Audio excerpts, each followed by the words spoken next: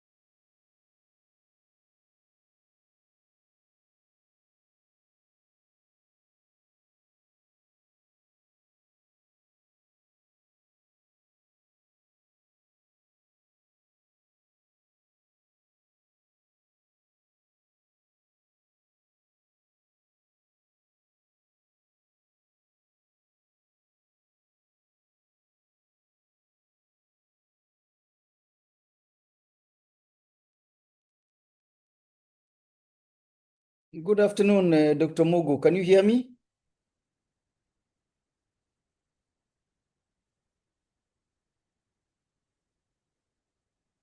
Good afternoon. Can you hear me well?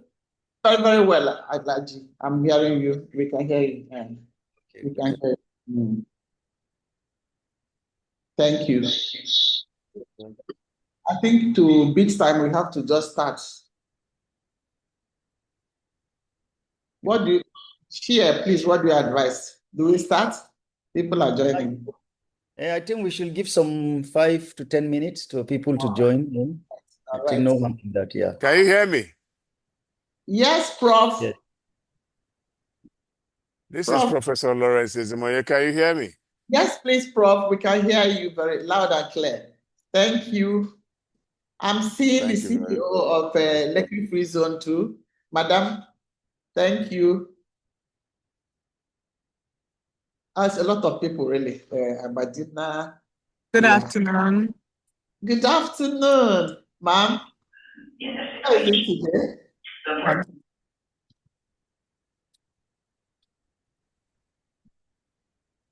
How is it today, ma'am?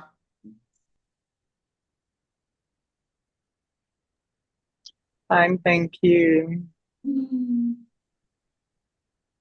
Thank you for being here. Thank you. Seeing so many people.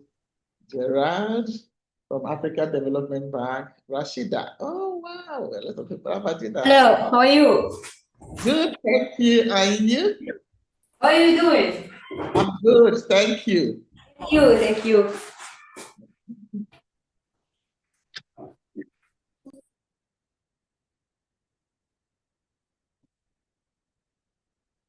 The chair advised that we hold on for about 5 minutes.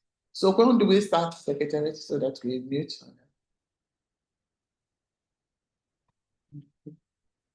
1:05. All right, thank you. The moderator will take over. I shouldn't be talking. I'm seeing many people and I'm excited. I'm taking over your job. I'm so excited.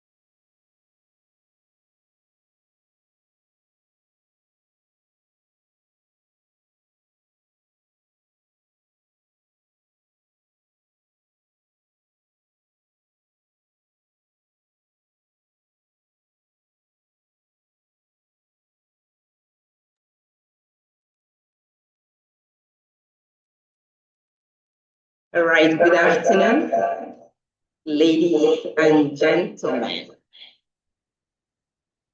our esteemed partners,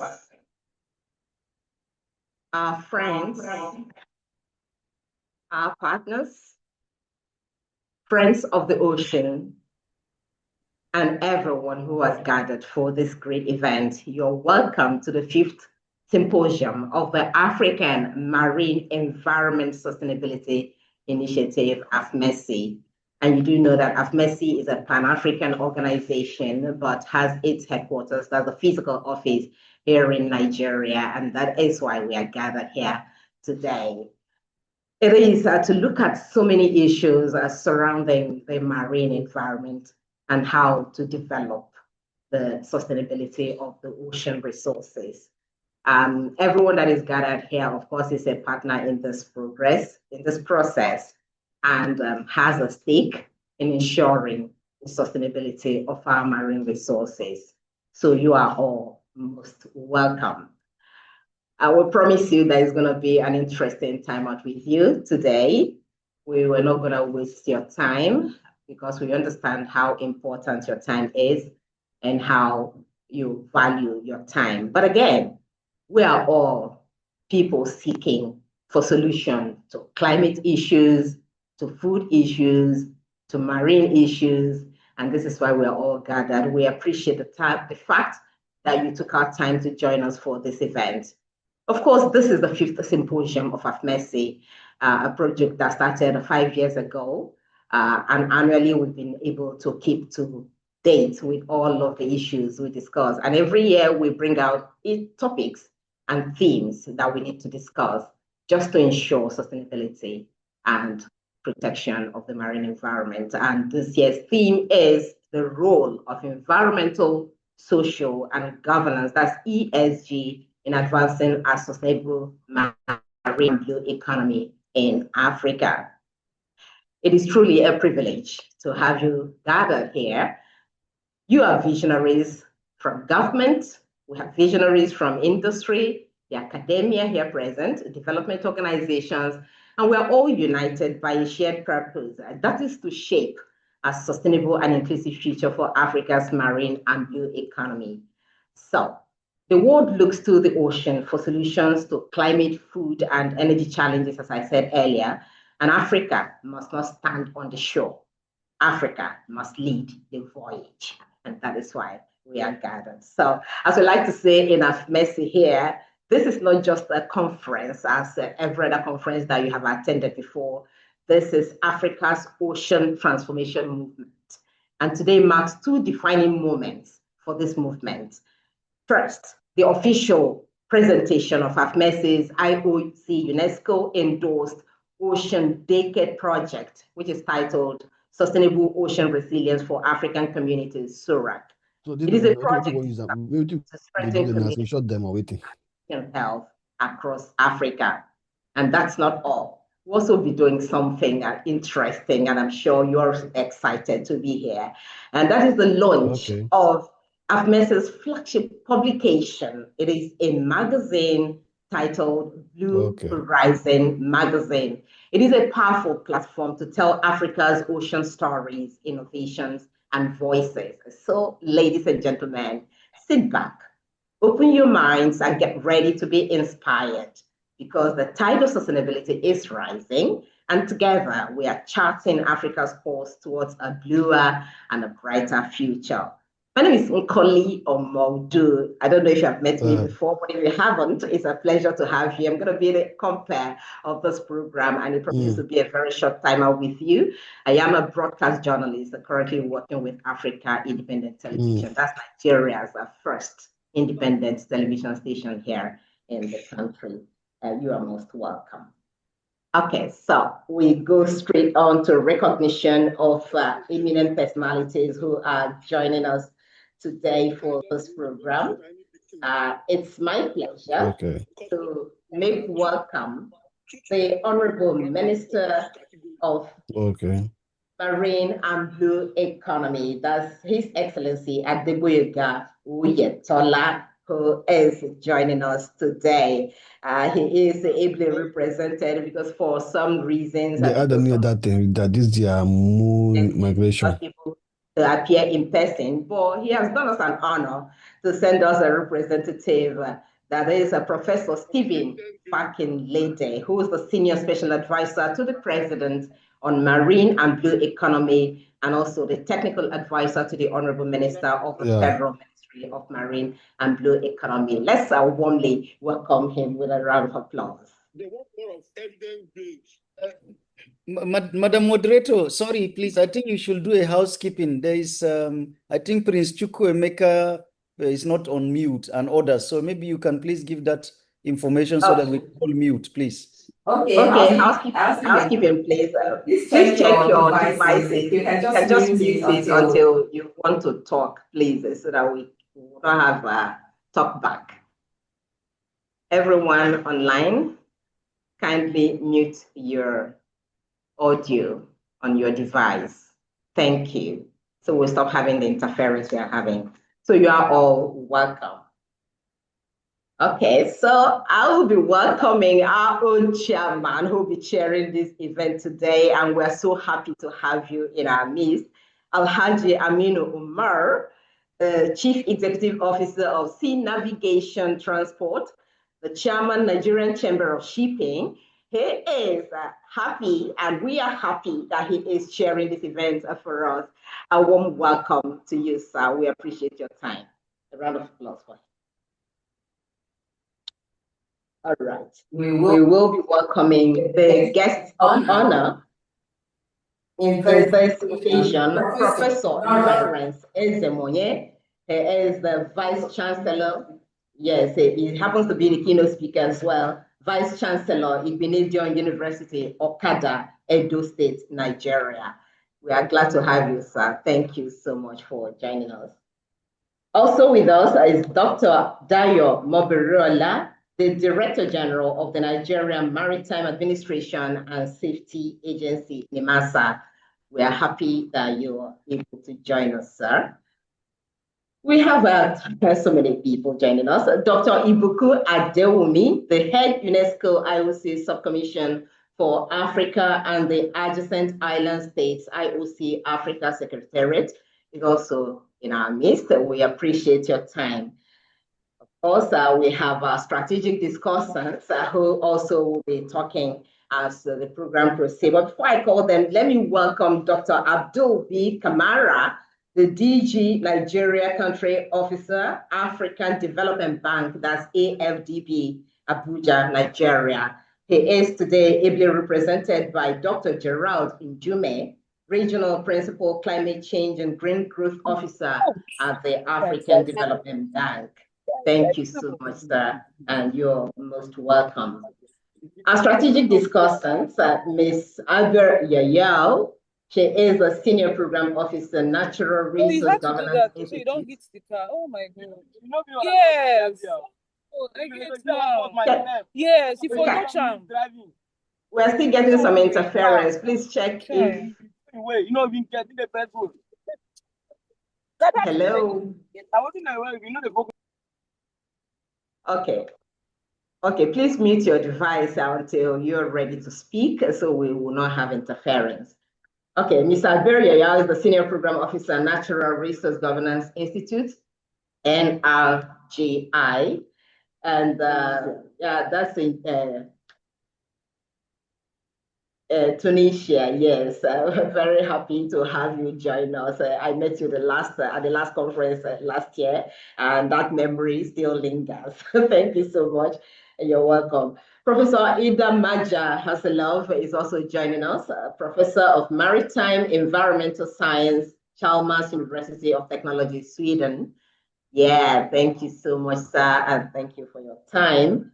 Dr. Mohammed Hamadina, Environmental and Social Safeguard Expert, Development Consultant, and part-time academic, is also joining us.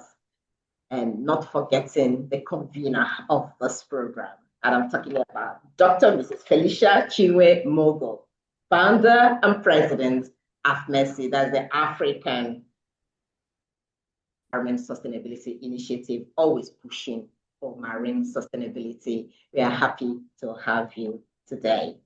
Ladies and gentlemen, we will be recognizing more people as they come in and join us. But quickly, as I said earlier, AFMESI is a Pan-African organization, but has its headquarters here in Nigeria. So we will be singing the national anthem because we are hosting this from Nigeria's office. And then we will also pray, say the opening prayers the way Nigerians say. So wherever you are, we're praying to the same God. And I know that God will hear our prayer for a smooth transition. A smooth process as we gather today in this particular event. So the national anthem, please, Nigeria's national anthem.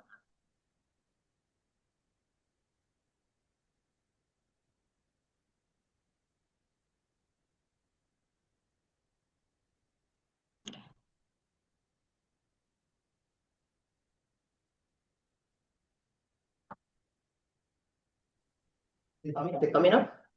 Okay.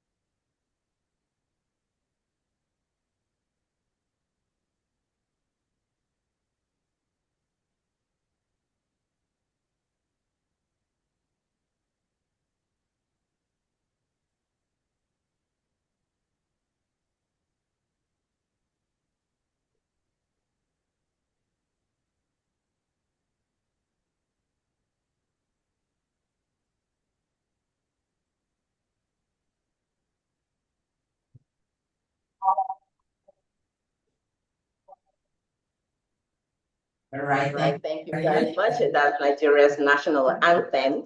We'll say the opening prayer because in our anthem is embedded our prayer to God for unity and peace.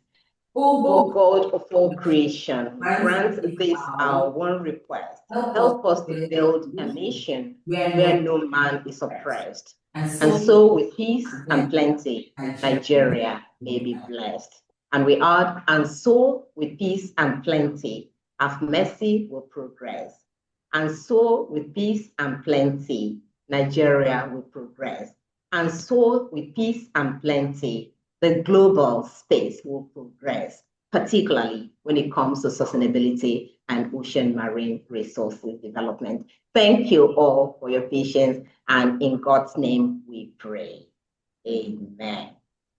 All right. The next item on our program is welcome address. And to welcome us is the convener of this program, the president and the founder of African Marine Environment Sustainability Initiative, AFMESI, talking about Dr. Mrs. Felicia Chinwe Mogo. Now, before I leave the podium for her, let me tell you a bit about Dr. Mrs. Mogo. I know you've all met her, but you may not know certain things about her. When we talk about marine environment and sustainability initiatives in Nigeria, I dare say that Dr. Mrs. Felicia Mogo was one of the pioneer people who actually brought to the fore what this means and what importance it possesses for Nigeria, Africa, and the globe. And so she is a globally recognized expert in marine environment management and blue economy. She has over 34 years of service in Nigeria's federal public sector because she retired as Director of Marine Environment Management at NIMASA.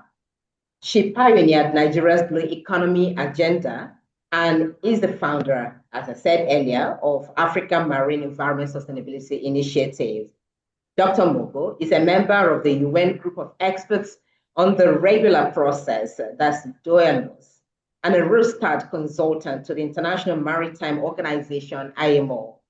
She serves as the technical anchor of Nigeria's Expanded Partnership Committee on Blue Economy under the Office of the Vice President, and she co-leads the World Bank-supported Blue Economy Framework for Nigeria. She's a member of Ocean Action 2030, a high-level panel for sustainable ocean, World Ocean Resources, Washington, USA. She's an accomplished academic and the author of Regulating the Marine Environment of Africa Towards Sustainable Blue Economy, the Nigerian Scenario. She holds a PhD in ecology, ecotoxicology from the University of Port Harcourt, and also degrees from IHE Delft, that's in Netherlands. She's a fellow of CIOTA and WISTA. She continues to advance policy, science, and governance for a sustainable ocean future.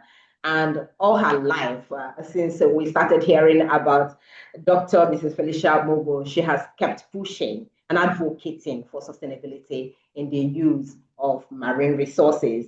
She's a member of the governing board of Licensed Environmental Practitioners of Nigeria. Ladies and gentlemen, make welcome Dr. Mrs. Felicia Mogo for her welcome address.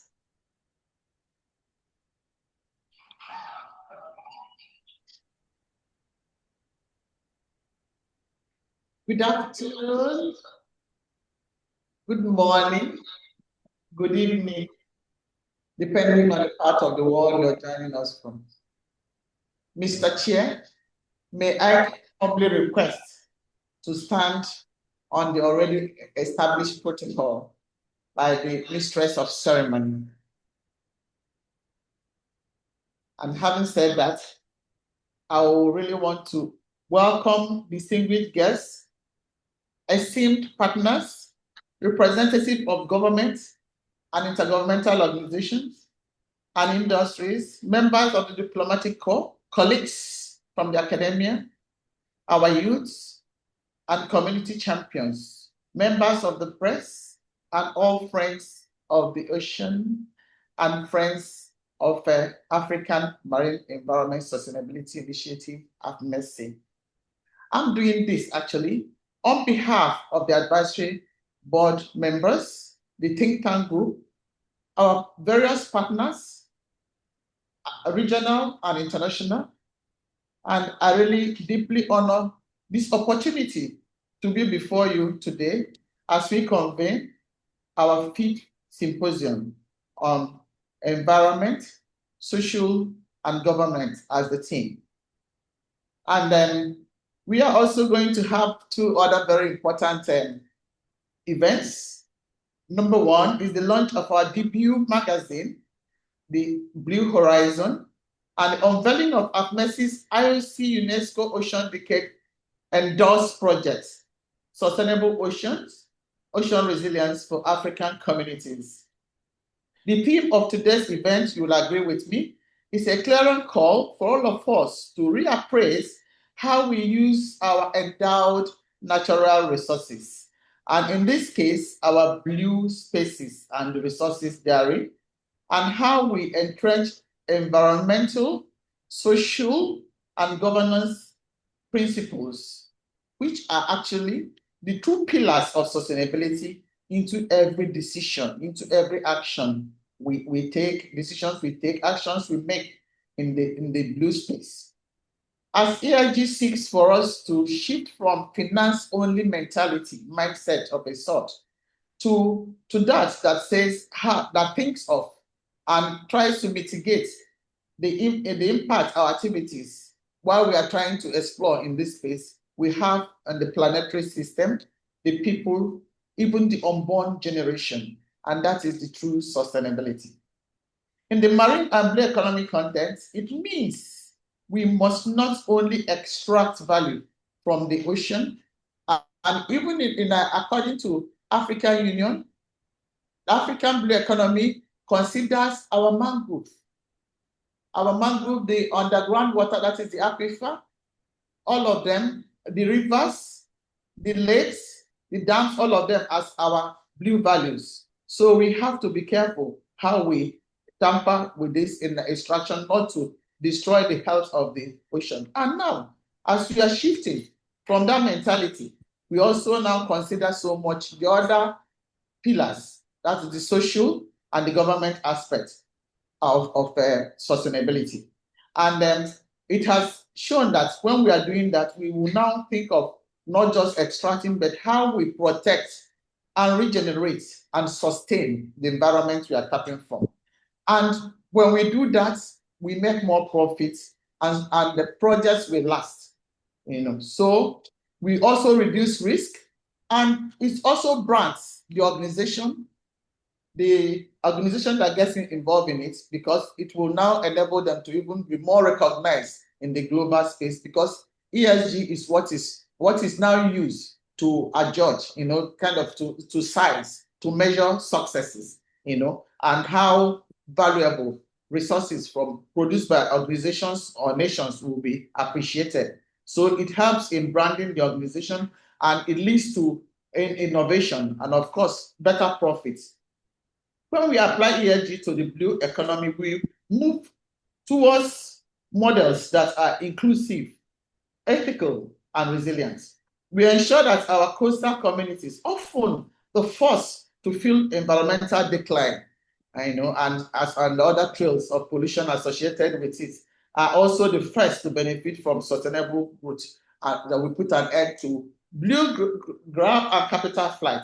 At AFMESI, we believe that marine sustainability is not just one of those tools. The ESG is not just one of those tools of sustainability. It is a developmental imperative.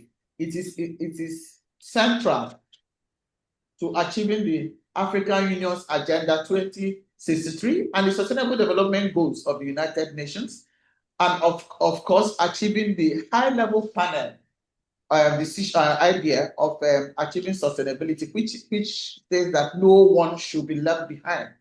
And it agrees so much with UN Decade of Ocean Science for Sustainable Development. It is in this spirit that we are also launching the Blue Horizon AFMESI'S flagship magazine, which will be a platform, like a voice, whereby we share ideas and also issues and find solutions, state solutions to them in the ocean sustainability. It will not only just be that, we're also looking at the opportunity, how to tap extensively into the opportunity we have before us now. The fact that IOC UNESCO endorsed AFMESI'S project as an Ocean Decade project. We want to harness all this in implementing this project very well. The project is, as earlier said, is on sustainable oceans for African communities. And we can see that even your coming to join us today has already shown us your availability, your interest in what is in your interest in what we do, and we are hoping that we all work hand in hand to deliver that project for the benefit of Africa, for the benefit of the nations, for the benefit of the community people, and for the benefit of the stakeholders that are really making that effort in the space to create job opportunities and all. Having said this, I will really say that the responsibility of ensuring ESG is on every one of us, as we can see, governments, individual stakeholders, the NGOs, and so on. And I want to pause here and just say thank you and welcome to this 5th Symposium of AFMESI. Thanks. Wow. Happiness. A round of applause for our president. All right.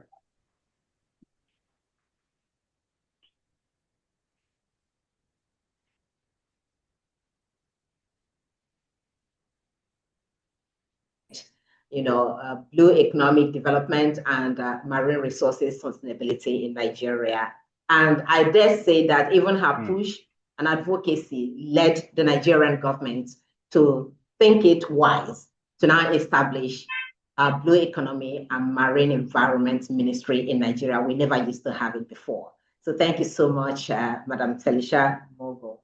It's a warm and insightful opening remarks. Indeed, as we've heard, the journey towards a sustainable ocean future begins with collaboration, courage, and commitment.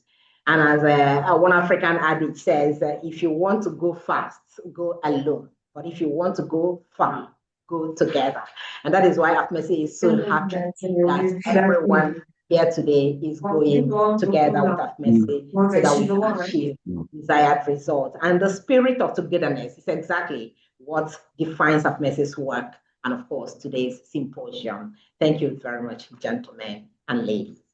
All right, we'll move on to the next item on the program. And this is, we need to hear from our grand patron, the grand patron of AFMESI, and that is the Honorable Minister himself, Honorable Minister of Marine and Blue Economy, Federal Republic of Nigeria.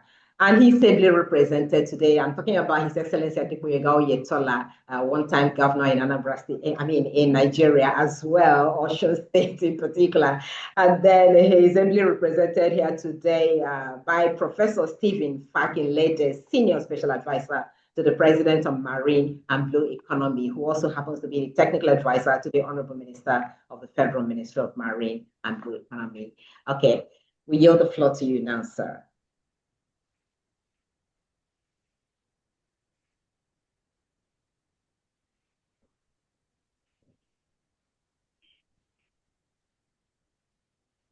Prof. Yeah. First and first, I want to stand on the already well established protocol. Can you hear us, Prof? Yes, can you hear me? Can you hear me? Hello? Yes, can you hear we can. Me? Okay. I want to stand on the already well established protocol. And also I want to use this opportunity to appreciate the convener of this program, Dr. Morgan, who's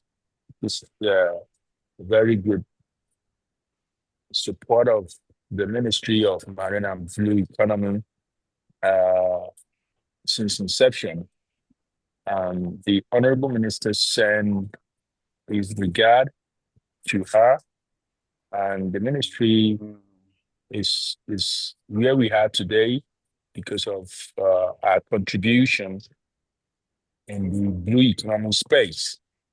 And we do not take that for granted. And all our effort in working with us with the World Bank, collaboration with the ministry, she has taken a front seat in making sure we use our ocean responsibly and we harness the marine and blue economy. And I'm here on behalf of the Honorable Minister to show full support to her for all that she's doing. And I'm also here because she's someone that I'm very close to. She's like a big sister to me. And she also has been part of the people that have been helping me personally in holding the fort in my work, both with the World Bank and with the ministry and in other areas. I'm glad to be here, and I'm glad the response that we are getting, and I'm glad to see the impact that she's making in the blue economy space.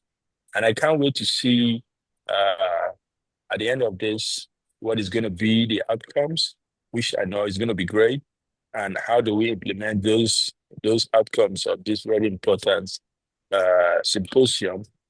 On behalf of everybody in the Federal Ministry of Marine and Blue Economy, on behalf of the Honorable Minister, His Excellency Adekunle Oyetola, CON, I want to declare this symposium open, and that the ministry is fully behind this organization and will support this organization. And I wish this deliberation a successful deliberation. And at the end of the day, it is important when we talk about our marine and blue economy and our ocean resources. It's the best we can do is to make the best use of our resources now and leaving much for the future generation and explore those resources in a reasonable manner. Thank for everybody that is here. God bless everybody. Thank you. Thank you, man. Thank you, sir.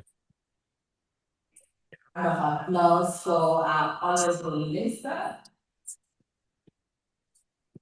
Yes, indeed. And the grand patron.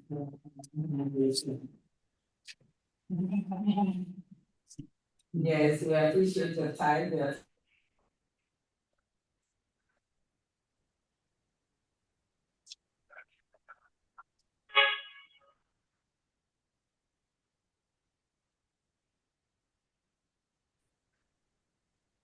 Madam Moderator, you're muted. Madam Moderator, you're muted.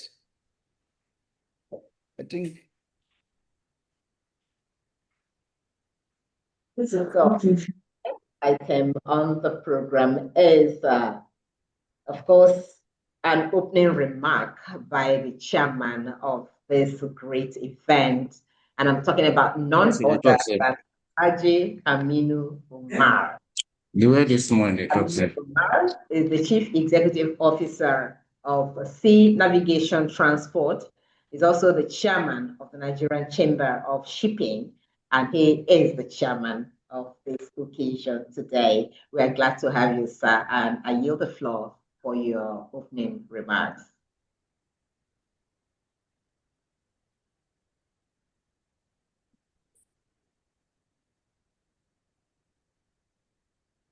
Yeah, thank you, Madam Moderator. And thank you for Dr. Mrs. Mogu, the organizer of this and founder of AFMESI and organizer of this event. Distinguished gentlemen, so my opening remark, starting on the protocol, the Honorable Minister of Marine and Blue Economy, ably represented by Professor Busayo, esteemed speakers, panelists, partners, the organizer, distinguished ladies and gentlemen. Not to forget, I've seen also our DG of Nigerian Chamber of Shipping, Mrs. Vivian, is also on this call. So I greet you with a very good afternoon to you all.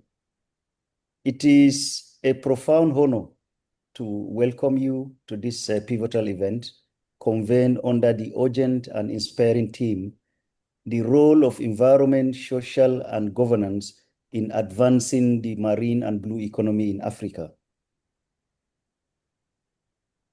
Gentlemen, the Africa stands at the cusp of a transformative era. Our continent is blessed with an immense oceanic endowment. We have a coastline stretching over 47,000 kilometers, supporting millions of livelihoods, holding untapped wealth in fishery, aquaculture, renewable energy, coastal tourism, and shipping. This is our blue economy.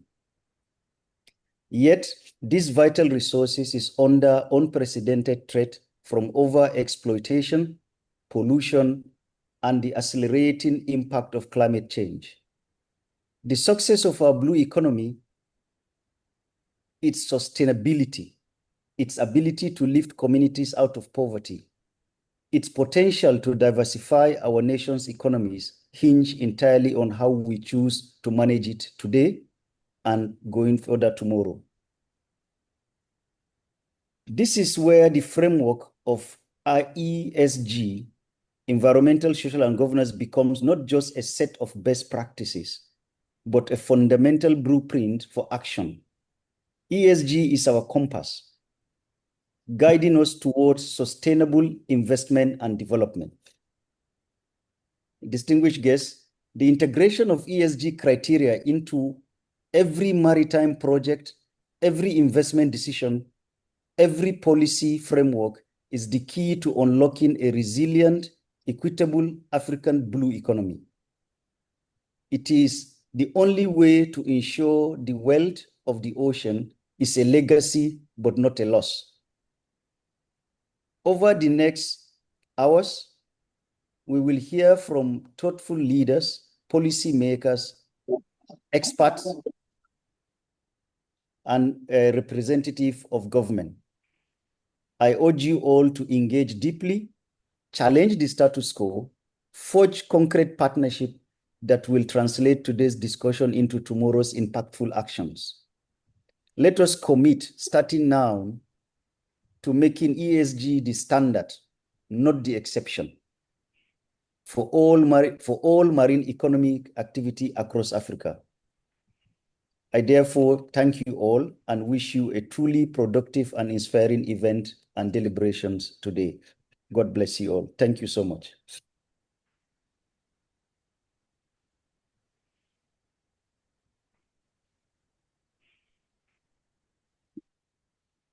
Yes, indeed. Wonderful, wonderful opening remark from our chairman, the chairman of this great event. We appreciate your time, sir. We know how busy you can be. Alhaji Aminu Umar, thank you for honoring this invitation and for sharing it. Of course, you listened to him clearly. ESG, environmental social governance, is the in thing. He says, make ESG a standard, not an exception. Key points there. We appreciate the fact that you made our time to bring us this opening remark.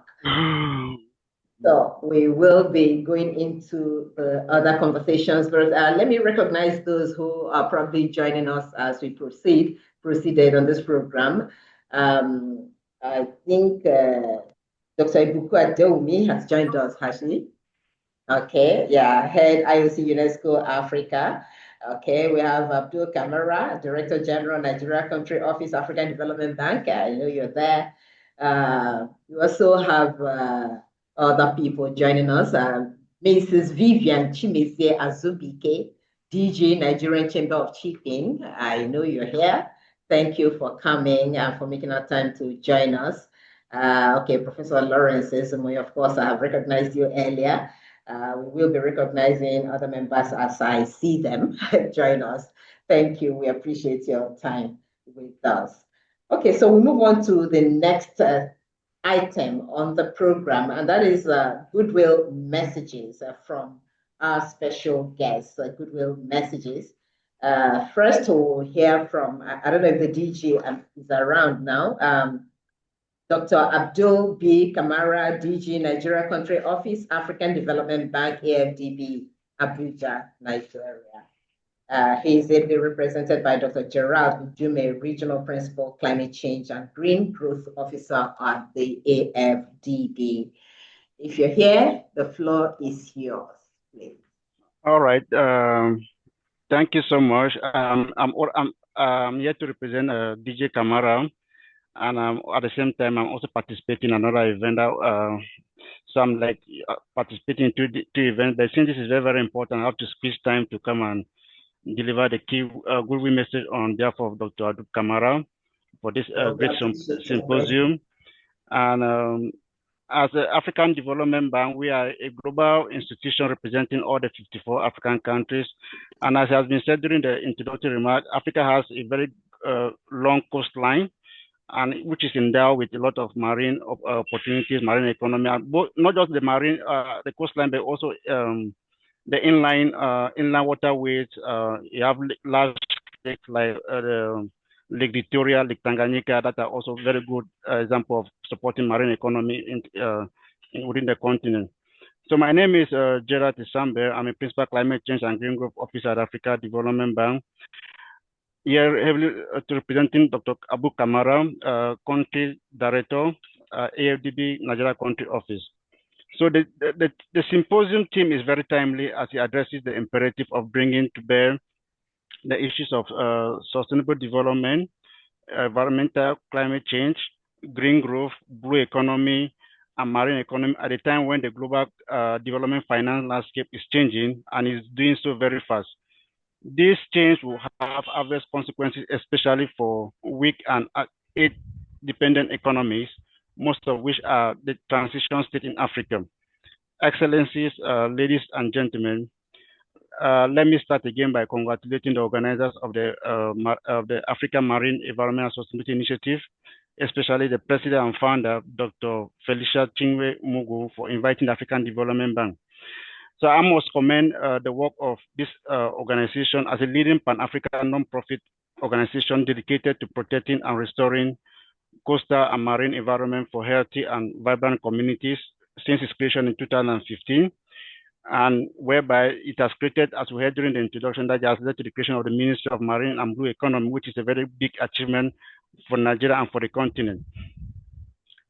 So, distinguished ladies and gentlemen, it's an honor to be here. As discussed earlier, the critical change that is facing us today is climate change. We know that the marine ecosystem is facing a lot of pollution, both plastic pollution and industrial pollution, and that is affecting the marine environment and also the ecosystem. And that is why ESG is very, very important. And if we're talking about ESG as a factor that is key to this symposium, we have to we have to bring to bear the role of the private sector, the SMEs, the industry that are playing a very important role in terms of developing object or instrument that are there to pollute the environment. And as you know, climate change is no longer a distant future as well. And now we're fighting both climate change and pollution, both water pollution, inland pollution. As you go to around the coastal area, you see that there's a lot of pollution, waste, plastic dump everywhere. So there's imperative to capitalize on the environmental and social safeguard, and also environmental and social governance as a role in terms of helping to curb this issue. Another important criteria that we know that is affecting us about, and especially in Nigeria, is about the impact of declining agricultural productivity, threat to livestock, threat to water resources, and degradation of coastal environment. Rising temperature, extreme weather, extreme heat waves, and more frequent drought and floods are common. Nigeria's topography and the location on the confluence of two major rivers, that is the River Niger and Benue, make vast areas of the country susceptible to flooding.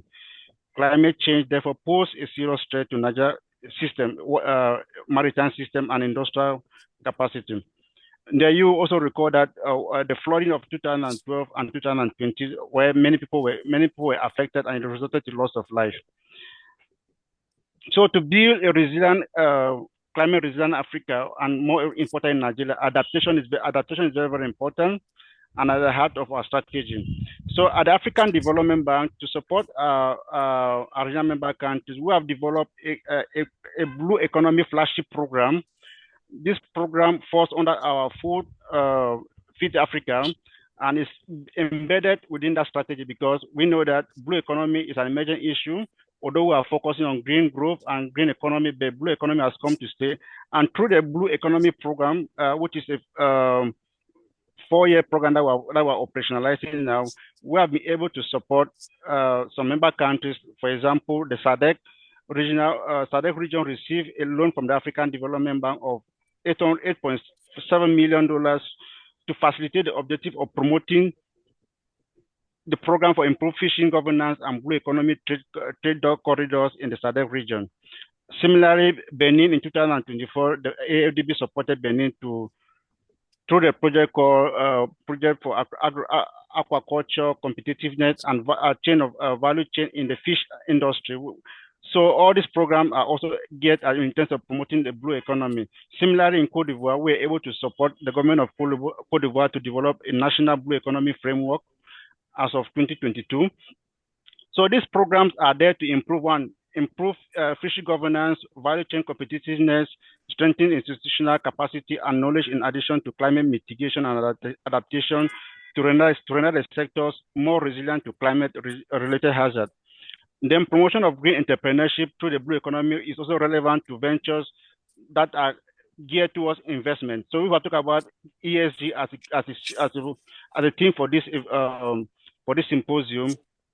Green investment, blue investment is very, very important, especially the SMEs and the private sector. How do you incorporate ESG into the policy? Like I said, they are more responsible for industrial pollution and pollution that leads to pollution of the sea and the ocean. So, and then through this we also address biodiversity safety, which is also affecting the marine environment. So, and these are programs that we have developed that are helping countries to move forward in terms of providing, developing the blue economy and maritime economy. So for Africa to move forward, we are there supporting countries in terms of developing not just the climate change strategies, but also now we are also providing that support, like I've mentioned, for those 3 key projects that we have approved in the bank to support blue economy and marine ecosystem activities within the Africa coastal region. And not to also forget that we are also supporting inland waterways that, like I said, it's not just about the coastal environment, but also inland waterways. Projects around the Niger Basin River that are also great in terms of supporting blue economy. And as to end, the AFDB is ready to support organizations and all institutions that are there to promote partnership, especially along the Gulf of Guinea, in terms of providing support in building partnership cooperation to support climate change mitigation adaptation and to avoid transborder water conflict, as we know. So we are here to support, and we are very, very happy for this invitation. So on behalf of Dr. Adu Kamara, I thank the organizers for inviting the African Development Bank and taking cognizance that you have acknowledged our role as a key development partner that is help African countries, especially in terms of providing knowledge, research, and support in terms of providing enabling environment for private sector development and ESG. This is very, very timely, as I must say, choosing the topic of ESG for blue economy, which is still new. It is very, very timely. So give us the opportunity to also think in terms of how we can move ahead in terms of continuing providing support to our regional member countries who are all along the waterways. Thank you so much, and God bless. Wow. Thank you so much. Yes, that's a big round of applause for that great speech there. Adaptation is important at the heart and is also at the heart of AFDB strategy. That is very key for us to build Africa's resilience to climate change. And that is at the heart of also what we do here. Try this for me. And we count on the support of the AFDB as well. It's yours. Projects forward. Of course, you told us that you've supported a whole lot of activities and programs geared towards developing the blue economy. The FDB is known for that, as always, supporting member countries to get to destination, to where we are all headed to. So we'll at AFMESI here will also be waiting for that great support from AFDB as we progress. Thank you for that promise, and I know you will live to that. Thank you, and our regards to every member of the AFDB and for your support. Okay, so we will be moving to other goodwill messages. Of course, the representative of the Honorable Minister, our grand patron, had given us the minister's speech earlier. So we'll hear his own direct speech because he is also a very great and committed, supporter of AFMESI and his programs. So we will be hearing from Professor Stephen Fakin-Lede, the Senior Technical Advisor to the Honorable Minister of Marine and Blue Economy, and also the Senior Special Advisor to the President of Federal Republic of Nigeria. Marine in the economy. Please, the floor is yours now, sir, for your own goodwill message. Thank you, the moderator. Once again, I want to appreciate the chairman of this symposium, the organizer, and also Dr. Morgo for putting all this together. It is important to know that the maritime sustainability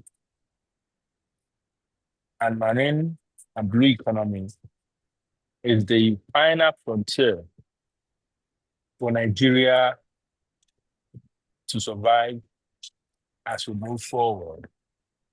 If you look at our marine and blue economies, based on the fact that we have 853 kilometers of coastline, 10,000 connectable kilometers of inland waterway, we have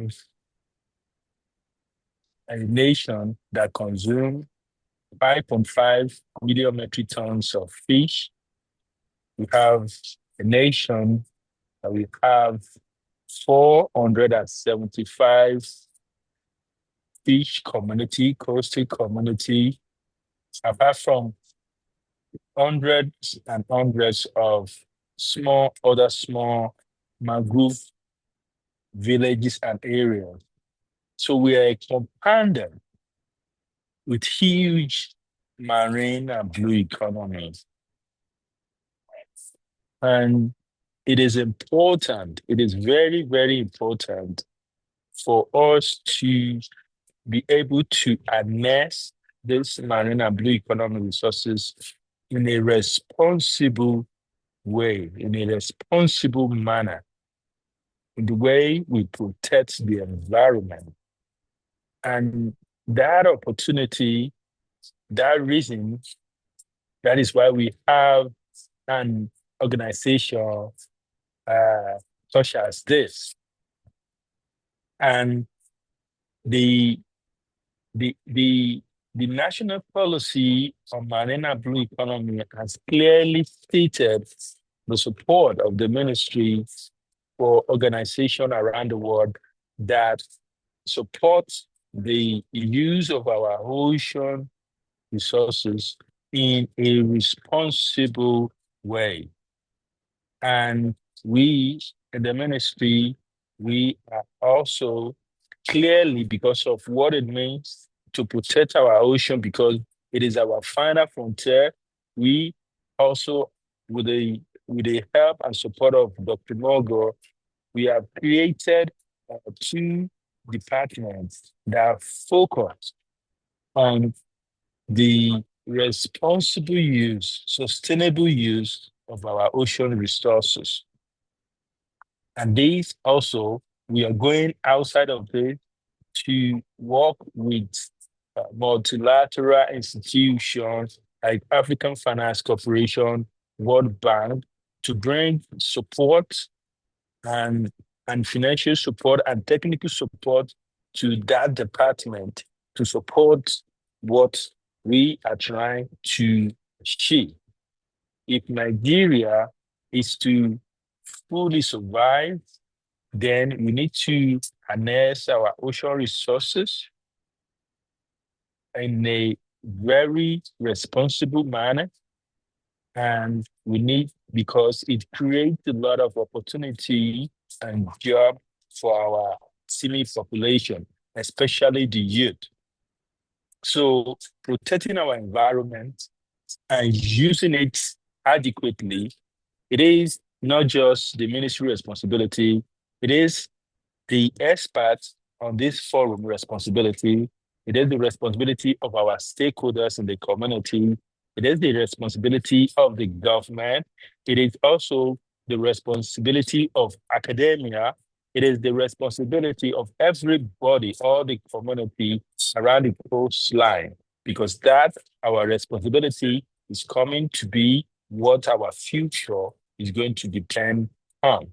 And on this note, I just want to add that this forum, at the end of the day, this forum has to have a sub-technical setup committee that will also link with some technical committee in the ministry, and that will also join up with already established technical committee with NIMASA. Thank God that our dear Dr. Mogo was a former staff of NIMASA, so she's always welcome anytime she's back, so that this technical committee will begin to put together a process of what we need to do and how to take what we are getting from this forum into the next step. We were here last year. That one was not virtual. I'm not yet to see the outcome of that, the implementation of what, because it was a well-attended fora last year, but we need to not just have this conversation, but we must have this conversation at the back of our mind. We must be able to have a working process on implementing each and every outcome, the area that we need fund support, the ministry through its agency, the ministry through its international partner can begin to support. So we have to put everything on the table. This kind of fora it's not, we need to have more of it. We don't have it enough for our ocean, for our blue economy. This kind of fora is supposed to be a platform whereby everybody, you can ask people the definition, the meaning of blue economy. Many people still don't know that. How do you protect our local community are not aware? We need this fora to extend beyond just this technical, this take it to the people.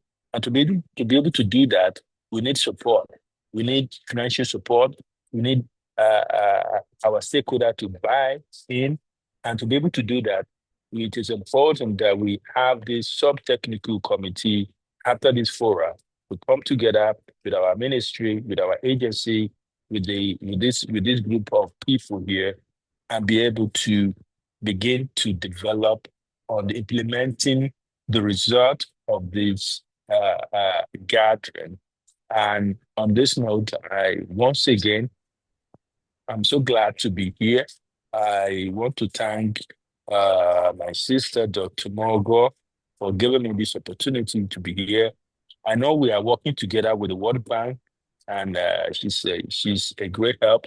And we also have a lot of things that we have to do, in particular on this fora, to make sure as she's partnering with us, also the ministry will be partnering with her, and we can we'll be able to be a pathway. She has been the pathway, establishing blue economy. Then we will also support her to be the pathway of making sure our oceans and the resources are being exploited in a responsible and a sustainable manner. Thank you, everybody. Thank you. Wow. Wow. Thank you so much for this wonderful speech. You know what? You have charged us. You have charged AFMESI. You have charged everybody. And, the points you made are quite clear and understandable.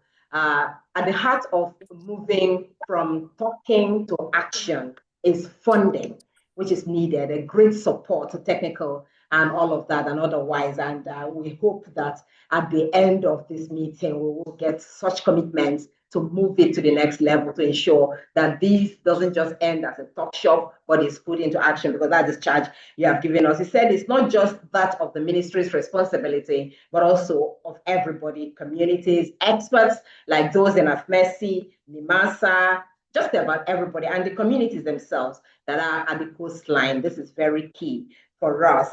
But you also said that getting this out requires a lot of support, and we do need that support to keep going. The ministry, of course, is the leading agency, and we believe that as the leaders, you will lead and everybody will follow.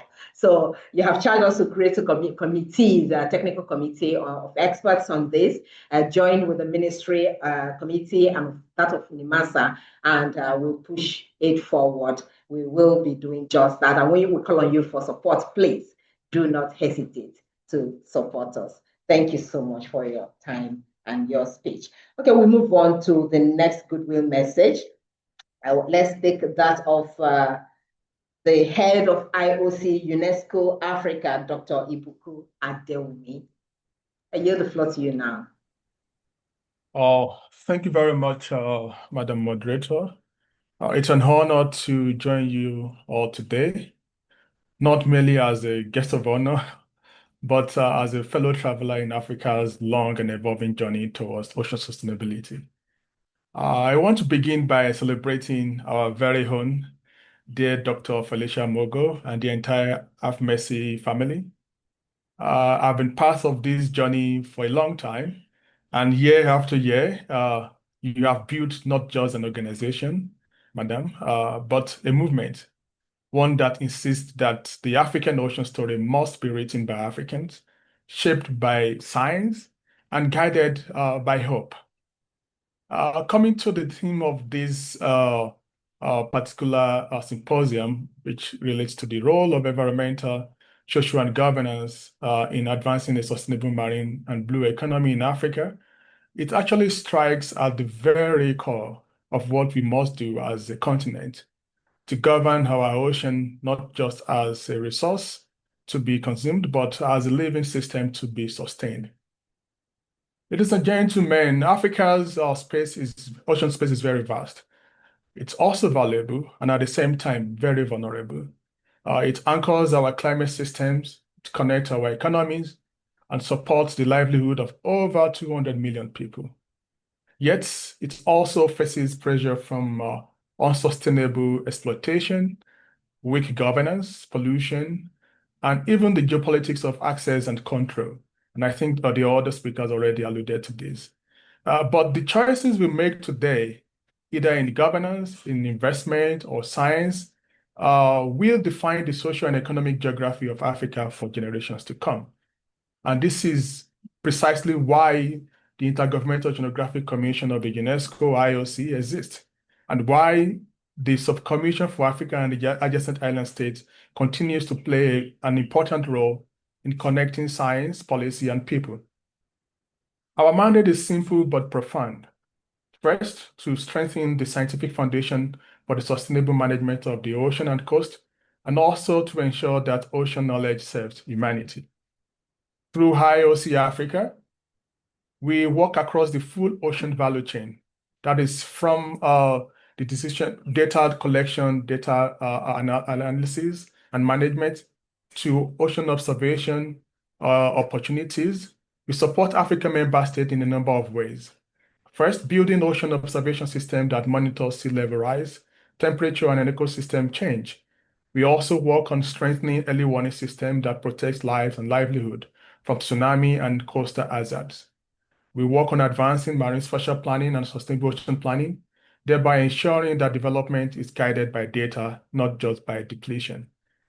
We work on promoting ocean accounting so that the true value of marine ecosystem is reflected in national budget and policies. We also facilitate technology transfer and capacity development to empower Africa researchers, youth, and policymakers. And we foster data sharing, open science, and innovation ecosystem that makes ocean knowledge accessible and actionable. But having said this, these efforts are not just technical ends in themselves. They are instruments for justice, opportunity, and transformation. So each tide gauge that we install, each data set that we share, each training we conduct contributes to food security, job creation, climate resilience, and the empowerment of local community. This is science for impact and science for society. But we must also acknowledge that the challenges before us are complex and interconnected. The blue economy cannot thrive where governance is fragmented, where early warning systems cannot save lives if not linked to local capacity, and data will not change policy unless it speaks the language of decision makers.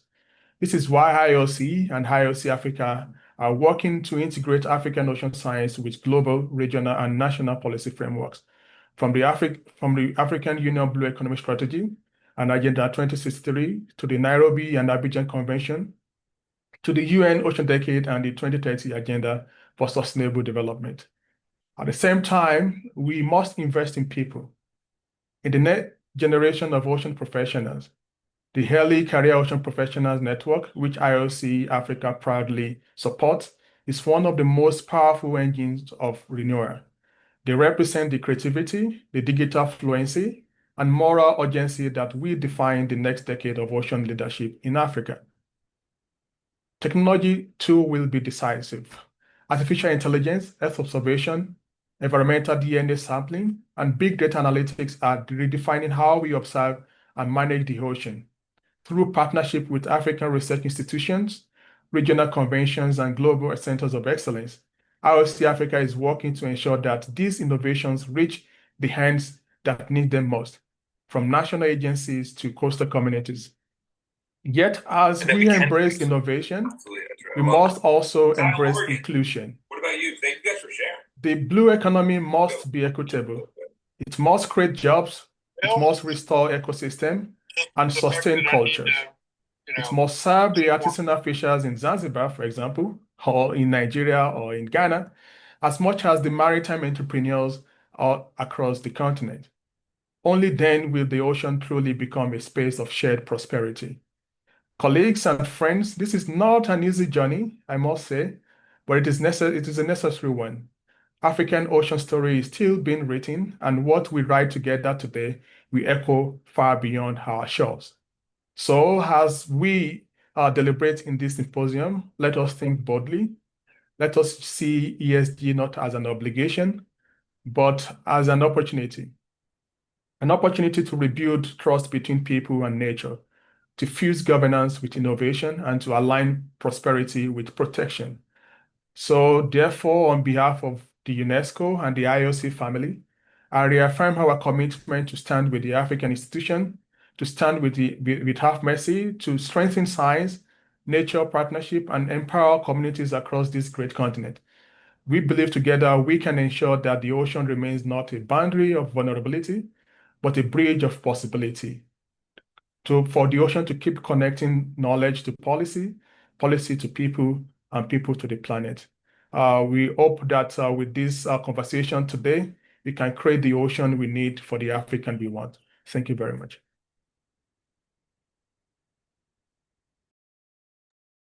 Wow. Wow. Wow. A round of applause for Dr. Ibuku Adeomi. All right, interesting to hear from you, really. I can hear echo. All right.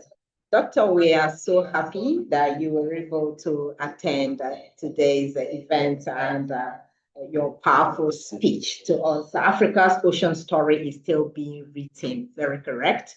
And AFMESI is also writing and documenting this African story. And it is also part of the documentation we have in the magazine that will be launched in a couple of minutes from now. That is the Blue Horizon magazine, the first maiden publication of AFMESI, just to ensure that this Africa's ocean story is also documented and put in print for generations to come. You've talked about the importance of creating or building the next decade of ocean scientists, a generation of ocean professionals. This is very key, so that when the race, people who are doing the race now are tired, they will have where to pass it on to, an opportunity to rebuild trust between people and ocean, very key. And because IOC is also very interested in this, we appreciate your support always. Of course, the Ocean Decade project that AFMESI is carrying out is also with your support, and we hope to push that through to achieve all you have talked about here in the speech. We appreciate your time. Thank you so much, Dr. Ibuku Adeomi. All right, let's move on to the next speech. We'll be moving with the speed of lightning now so that we can meet up with our projected time of ending this program rather. Okay, we bring in now the special guest of honor as well, the DG NIMASA, Dr. Dayo Muguriola, who is ably represented here today to give us the remark. That's the special message he's got for us.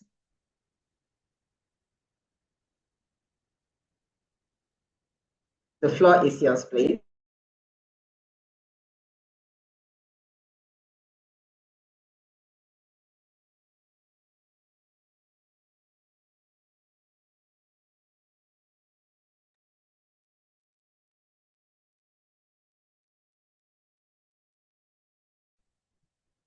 Can you hear us? Okay, while we wait for him to come on, maybe we'll move on to the next goodwill message. Professor Magnus Onoha, did I see him? Is he on? Admin, can you see him? I'm here. Nkoli, how are you? Okay. Well done. Good to have Well you done. around. Okay, so Thank you. Let's have your goodwill message now. Oh my God. Honestly, I will say that I'm excited, deep excited about this event. I'm just at the sideline of the Nigerian negotiators. We are having in the forthcoming hub. We're at Abuja Continental here, doing our think tank. So, and I just have to come out to do this. Nkoli, I'm excited about your able moderation.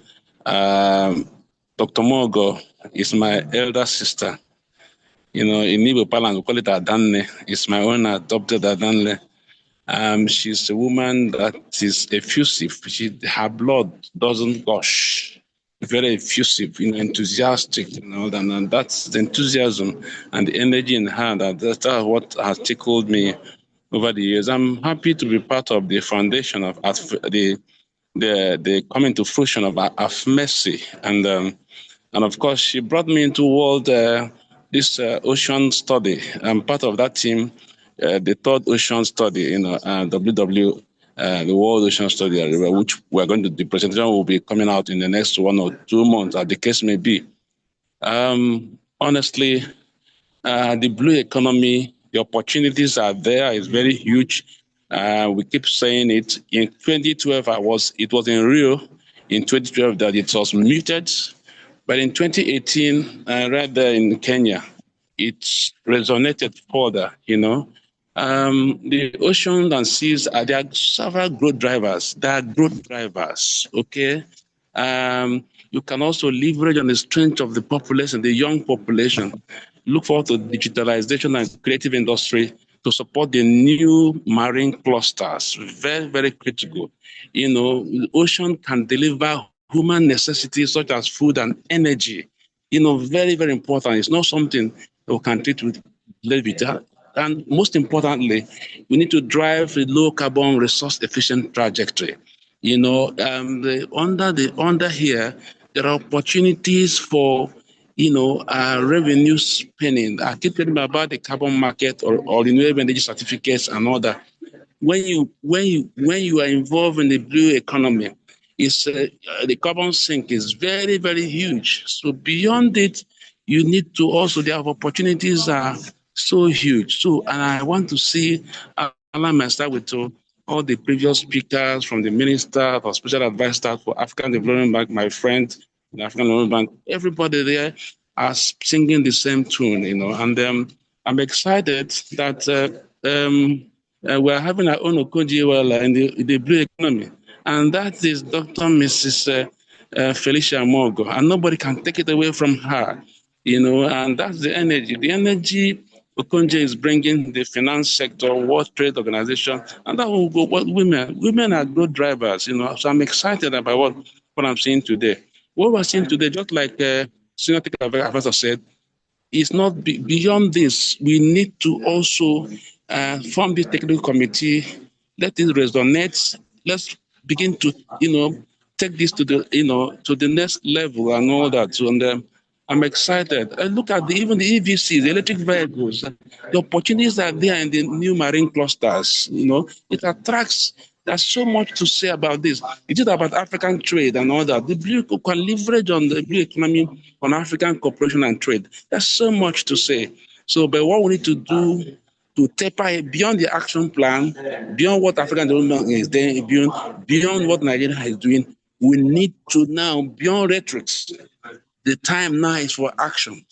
And I believe as an NGO, NGO, they can provide that direction to action-oriented with timelines, every five years, and let's look at what you have done and all that.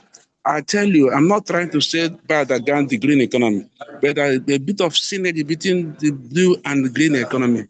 And that is what we are saying. And we are saying in this circular economy thinking, the blue and green economy are the chief driver in the circular economy, but the drivers of that thinking is blue and green. So I'm excited. I'm I'm part of the whole thing, the whole process. So, Nkoli, I'm so happy. So may God continue to bless Nigeria. God bless Mogo. God bless the technical team. And God bless those of us who are also in the forefront of this, of delivering this circular blue economic thinking. Posterity will be kind to all of us. Nkoli, thank you, and God bless the Federal Government of Nigeria. Well done. Thank you. So much. Great speech there. Posterity will be kind to everyone. Round of applause for Mr. Magnus Onoha. Prof, we appreciate your time. He is the President, Governing Council, Nigeria's Renewable Energy and Energy Efficiency Association. Very key points you have there. Okay, you described the Dr. Mrs. Felicia Uba as a project well of the economy. Of course, that is very key. She's always pushing, ensuring that things are done. Now, moving this to action, you said women are good drivers. Yes, she has started the driver, others are joining. Everyone here today who has joined in this great event, of course, does have interest of the blue economy at heart and wants action seen on ground. Those actions are some of the things we are already delivering by the launch of the project we'll be having today. And the timelines we talked about as well, the projects of Afmesi are also delivering on that. So we'll come back here to count the actions that we have seen on ground after today. Thank you so much, Dr. Prof. We appreciate your time. Okay, let's see if Mrs. Vivian Chigaziazobi is here with us, still here. The DJ Nigerian Chamber of Shipping. I yield the floor to you now, ma'am, for your goodwill message. Thank you very much, the moderator. I'll say good afternoon, good morning, and good evening to everyone on this call. Please permit me to stand on the already established protocol. The Honorable Minister of Marine and Blue Economy, Chief Oyetola Adeboyega, CON, ably represented by Professor Stephen Fakinlade, Senior Special Assistant to the President on Blue Economy, Chairman of the Symposium, my President, Alhaji Aminu Umar, distinguished and esteemed speakers, panelists, and participants, and with a very special thanks to Dr. Mrs. Felicia Mogo for the opportunity for me to give this goodwill message. Please, once again, I want to say thank you, and I want to also congratulate you for the 5th time of doing these laudable and landmark events. On behalf of the President of the Nigerian Chamber of Shipping, Alhaji Aminu Umar, and the Governing Council, I am deeply honored to deliver this goodwill message and to extend our warm felicitations to the African Maritime Environment Sustainability Initiative, AFMESI, on the occasion of its 5th Annual Symposium. Let me start by commending AFMESI for its visionary leadership and commitment to promoting marine environmental sustainability across Africa. And this year's theme, the role of environment, social, and governance in advancing a sustainable marine and blue economy in Africa, is both strategic and imperative. It captures the new development direction our continent must embrace, one that aligns economic growth with environmental protection, social inclusion, and institutional integrity. The blue economy presents Africa with unprecedented opportunities for economic transformation, and with over 30,000 kilometers of coastline and vast marine resources, from fisheries, coastal tourism, maritime transport and offshore energy, to renewable ocean energy and seabed minerals, and not forgetting biodiversity, the potential is enormous. The World Bank projects that if harnessed sustainably, Africa's blue economy could contribute trillions of dollars annually to GDP and generate millions of new jobs. For Nigeria, if we mainstream it to Nigeria, the potential is equally vast. Our strategic coastline, thriving port system, include waterways, and rich biodiversity, especially in the Niger Delta area, position us as a regional maritime powerhouse. By embedding ESG principles into our national and sectoral strategies, we can transform these resources into sustainable engines of growth, creating jobs, fostering innovation, and ensuring that development does not come at the cost of environmental degradation. And that's what sustainability stands for. The importance of ESG to marine and blue economy cannot be overemphasized. Environmental stewardship ensures that we protect our oceans, reduce pollution, adopt cleaner fuels, and accelerate decarbonization in line with IMO's targets and United Nations targets.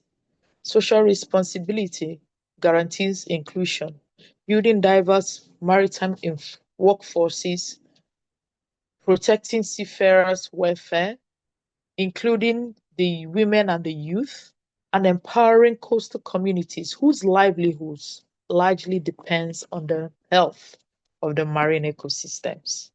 Good governance provides the foundation, promoting transparency, accountability, and long-term strategic coherence to attract investments and ensure that trust is embedded and strengthened across all stakeholders.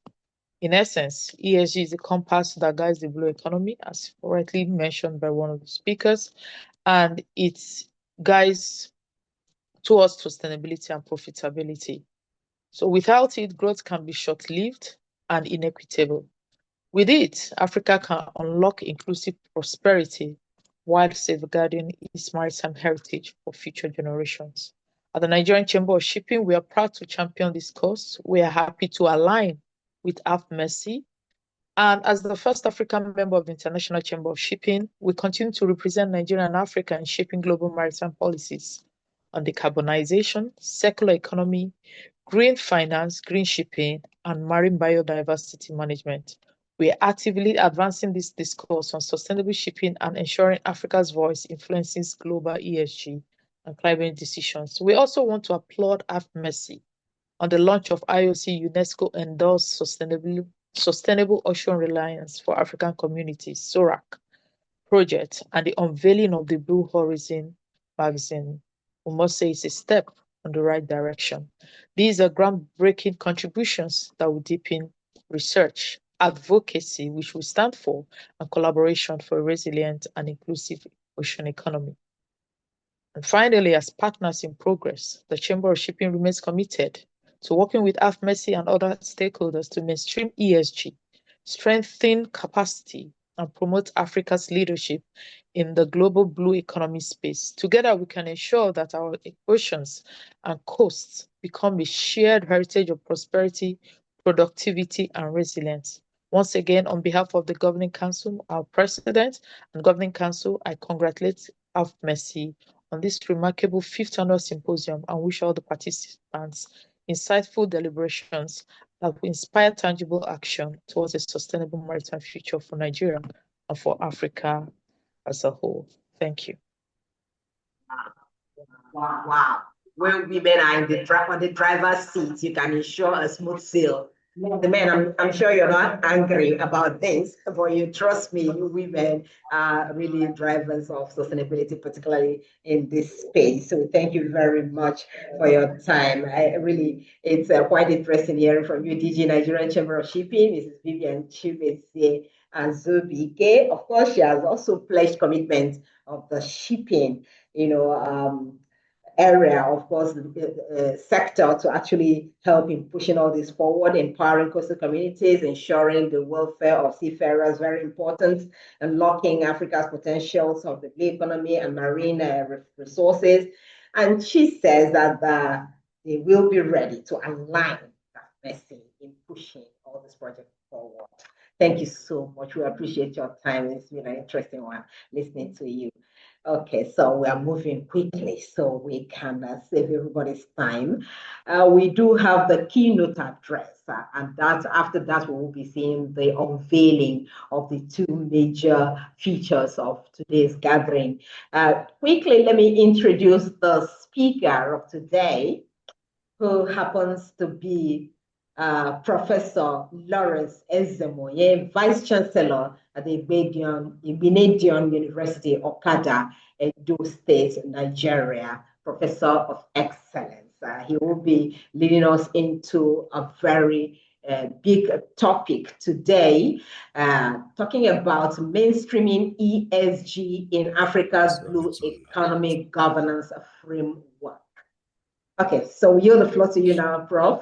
So you let us understand exactly how this ESG works in the governance framework space.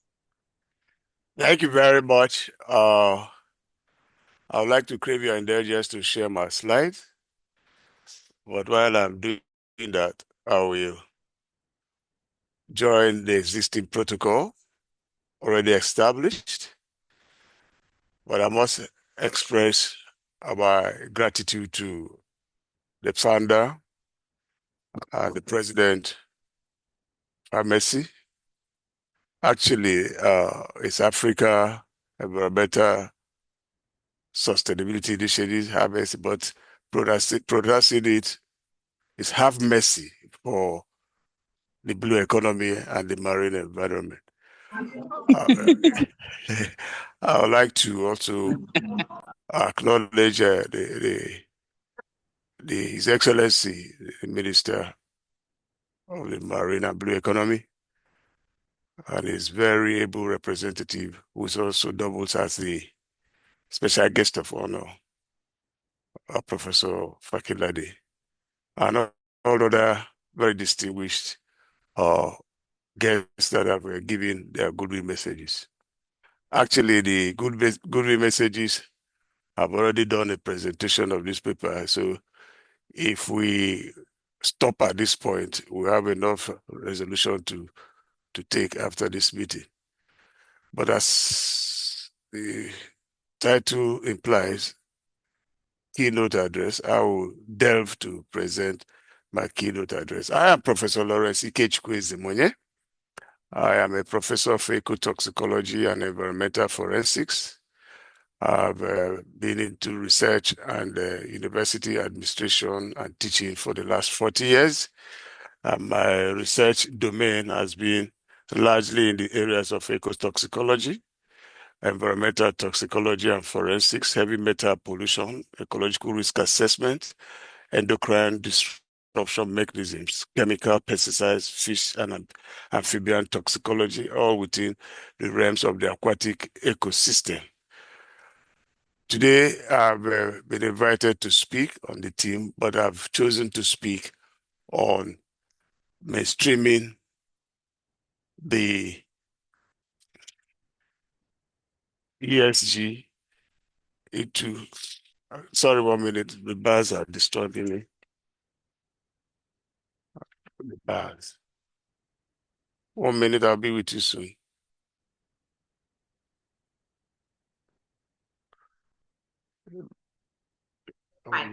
Thank you. Right, I'll be back now.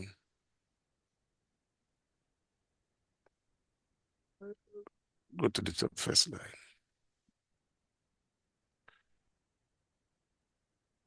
One minute. Let's get it right.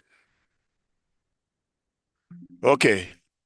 Mainstreaming ESG in African Blues Economy Governance Framework. The first title there is the promise of Africa's blue economy. There is a promise, and our responsibility is to harness and harvest this promise. Africa blue economy encompasses oceans, seas, lakes, and rivers within which have immense potentials for economic transformation. We have heard that, and we shall not take it for granted. It's estimated to contribute over $300 billion US annually, and has the capacity to provide 40 million jobs. But there's a proviso there: if sustained and managed properly. In spite of these huge promises and advantages, the African marine environment faces several distortions like pollution, overexploitation, and weak governance. In this conference, this symposium, the key question I would like to pose to participants is: how can ESG principles guide Africa's blue economy towards one, resilience, equity, and sustainability? Environmental social governance, ESG principles offer, more importantly, a structured approach to sustainability, which is exactly what we need. From the environmental compartment, it provides the conservation of marine biodiversity. It helps to reduce carbon prints. Magnus Ono has spoken about this. And of course, managing the waste, which is very, very important. From the social perspective, provides opportunity for protecting coastline livelihoods and survivablehoods. It also provides opportunity for ensuring equity and inclusiveness. From the governance domain, it equips the institutions opportunity for transparent institutions, data-driven policies, and of course, accountability mechanisms. But the marine environment has environmental risk. It is really under pressure as we speak, from plastic and chemical pollution, illegal, unreported, and regulated fishing, climate change-induced ocean acidification, and of course, rising sea level. And the consequences are very clear. Not just that they are clear, but they are also dire consequences. Biodiversity loss, declining fish stock, economic vulnerability, food insecurity. Integrating ESG into ocean governance is therefore a strategic imperative for reversing the above-mentioned trends. Linking ESG to the blue economy, ESG provides the ethical and operational and accountability framework for blue economy. Incidentally, I'm also talking from the point of the Environmental Practitioners Institute of Nigeria. Our major responsibility as I speak today is to checkmate the distortion of the typical environment, including the marine environment. The Institute of Environmental Practitioners of Nigeria, which I currently chair, and also the national president, with Dr. Mogo as a chartered member and Dr. Madia as a chartered member, we are given the responsibility by the Parliamentary Act of the Federal Republic of Nigeria, Act number 41, to become watchdogs of the environment, including the marine environment, to present stewardship as custodians, stewardship in accountability, and stewardship in innovation. So the primary responsibility of ESG with reference to the environment is to protect the environment, to protect the marine environment, responsible for ocean energy protection, clean ports, and sustainable fisheries. Energy, clean ports, and sustainable fisheries. The social contribution is to ensure that we have fair labor practices, gender inclusion, and community resilience. The governance component insists of transparent licensing, enforcing maritime laws, and of course, participatory policy formulations. When ESG is mainstreamed, economic growth aligns with ocean health, and that is the key takeaway for this particular symposium. Under SDG 14, life below water anchors global efforts. High-level panel for sustainable ocean economy integrates ESG into national ocean plans. The OECD's, IMO's, and World Bank frameworks are all part of the global world implications and imperatives, which emphasizes sustainability-linked investment. Now, it is important to mention that Africa must localize these global frameworks, embedding ESG in its own governance system for progress and impartation. Africa coastline has, as has been mentioned, over 30,000 kilometers with 38 coastal and inland states. They are the carriers and the hosts of the key sectors of fisheries, aquaculture, maritime transport, offshore energy, and coastal tourism. Africa blue economy landscape has challenges as we speak. One, it has a fragmented institutional framework which is being coordinated, and will give kudos to the federal government of Nigeria that have established the Ministry of Maritime and Blue Economy. And from the remarks of the special advisor to the Honorable Minister, it is very clear that they are focused, and these fragmented institutional frameworks will now be coordinated to provide the required results. It is also noticed that there are limited investment in marine sciences, and there is a need to beef up this area of study in the academia. And of course, weak enforcement and data governance, which is associated with legislation.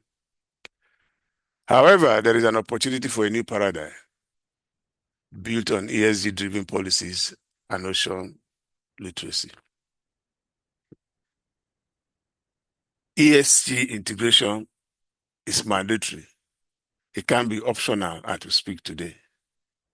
The mainstreaming is imperative. The reasons are very clear. It provides opportunity for sustained sustainability, which reduces ecological degradation. It provides opportunity for investment confidence, which attracts climate resilient financing.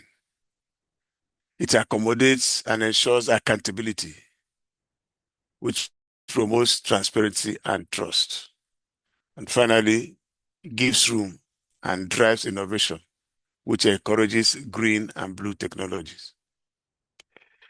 I would like to emphasize again that ESG-aligned policies transform ocean management from resource extraction to stewardship. The need for governance framework cannot be overemphasized. Africa blue economy governance remains a sectorial and fragmented one. And so there is a need for interministerial coordination, the environment, the energy, the fisheries and transport. Where they exist at the moment, it should be strengthened. There's also a need for regional policy harmonization, the AU, the ECOWAS, the OC. And of course, the private, public, NGO, CSO partnership is needed to be grounded in the ESG matrix. In other words, ESG can provide the common language for cross-sectoral policy cohesion. Policy instruments for ESG integration. One, we should develop national ESG guidelines for the blue economy. Expand the scope. And I just heard the senior special advisor talking about subcommittees for the blue economy. I'm sure some of the presentations and the templates on this paper will support the idea and provide some insights. Embed ESG indicators into marine spatial planning and integrated coastal zone management. There is the need to establish blue finance mechanisms like the green bonds, ESG funds, and sustainability-linked investments. Create ESG audit system, very, very important, to assess corporate and governance performance. Institutionalization and the approach mechanisms. One, the national level must be institutionalized, ministries to adopt ESG reporting standards. There is the regional level, AU African Blue Economy Strategy to integrate ESG matrices. The third is the corporate level, where maritime and coastal enterprises come together to publish ESG disclosures. Very, very important. At the community level, we should empower coastal populations through participatory governance and benefit sharing. In other words, together these form a polycyclic governance model for sustainability, and it will not fail. The role of academia and research. This is where we all come in. Universities and research institutions must drive capacity building in ESG analytics and blue governance. They should be part of policy-oriented research, linking science to decision-making. Knowledge dissemination through publications, training, and innovation hub should be encouraged. As a matter of fact, I currently sit at the chair of the Committee of Vice Chancellors of Nigerian Universities. We shall be having our next meeting on the 3rd and 4th of November. The outcome of this symposium, as it affects the role of academia and research, will be presented to Vice Chancellors of Nigerian University and to make our own contribution in the blue growth of this country. In my university, Bledo University's Center for Climate Change and SDG can serve as a regional hub for ESG education and practice in Nigeria and within the West African region. The multi-stakeholder collaboration is also critical in mainstreaming ESG into the blue economic growth. Therefore, ESG mainstreaming requires the following co-creation amongst government, private sector, and investors, the civil society, and local communities, the academia, and intergovernmental organizations. Again, I must emphasize, and rightly so, that shared governance ensures the blue economy works for the people. It also works for the planet, and it provides prosperity. The clarion call, therefore, insisting that now is time to act, is that we must prioritize ESG-driven ocean governance frameworks across Africa, build institutional capacity for ESG monitoring and enforcement, promote blue innovation ecosystems powered by data, AI, and green tech, encourage youth and women's participation in blue economy. There is a need for a transition now from business as usual to sustainability as standard. African oceans are not merely frontiers for exploitation, but frontiers of hope. Very distinguished ladies and gentlemen, mainstreaming ESG in the anchor of resilience, inclusiveness, and sustainability is a mandatory requirement. And by aligning governance, investment, and innovation with ESG values, note that Africa can chart a blue economy that sustains both the people and the planet. Thank you for your attention. Thank you. Wow. Wow. Wow. Wow. Wow.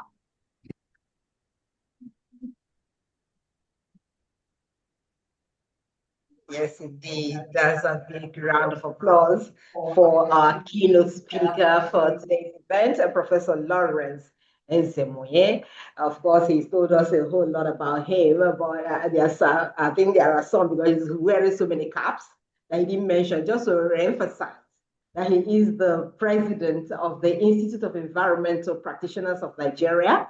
He's also the chair of Association of Vice Chancellors of Universities in Nigeria, a renowned environmental biochemist, a fellow of the Nigerian Environmental Society, very recognized for his outstanding contributions to research, innovation, and sustainable development in higher education. He also serves as president and chairman of Council of the Institute of Environment Professionals in Nigeria, as I said earlier. So, gentlemen and ladies, it's always a pleasure listening to him. Okay, he explored how environmental, social governance, and governance, as ESG principles, can serve as the anchor of Africa's blue economy.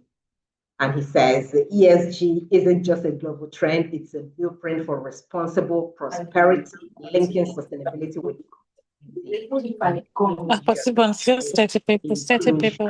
and I particularly took note of a sentence he made that ESG principle is mandatory, not optional at all, to sustain sustainability in the economy. We appreciate your time, really quite an exciting discussion there and speech in your keynote. Thank you for that. Okay, we'll take a moment because we're going to a very key issue for today's gathering, but I would like to crave your indulgence, please. If you could just put up your cameras at this time so we can take a group photograph, please. If you can just put up your cameras if you're in this meeting, please, so we can just take a group photograph before we proceed to the next segment of this event. Are we all up? Admin, are you ready to take the picture? Are we all up, please? Thank you. Prof, I'm not seeing you again. We want you up, Prof. Please, all cameras on so we can take a picture. I think that has been done. You can take now, please.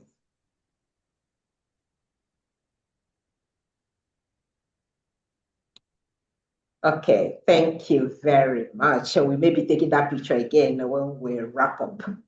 Okay, so now we go into something very, very important for today's event. It is a major highlight of today's symposium, a milestone moment for AFMESI and for Africa's ocean resilience. Are we ready?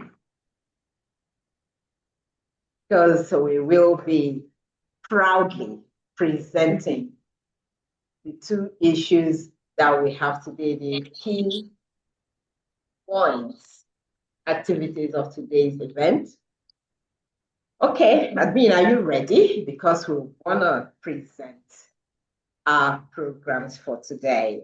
It is Sustainability Extraordinaire, AFMESI'S way of putting action into the words that we have been speaking. First, as we told you earlier at the opening of this program, that we have two major features of today's event.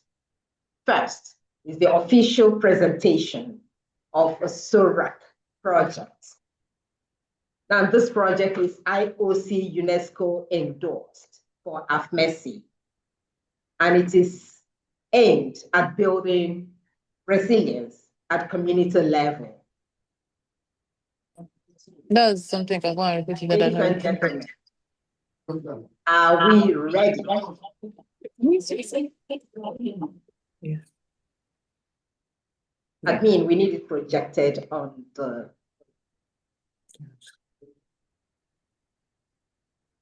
Yeah, let me know when you're ready. Gentlemen, get ready.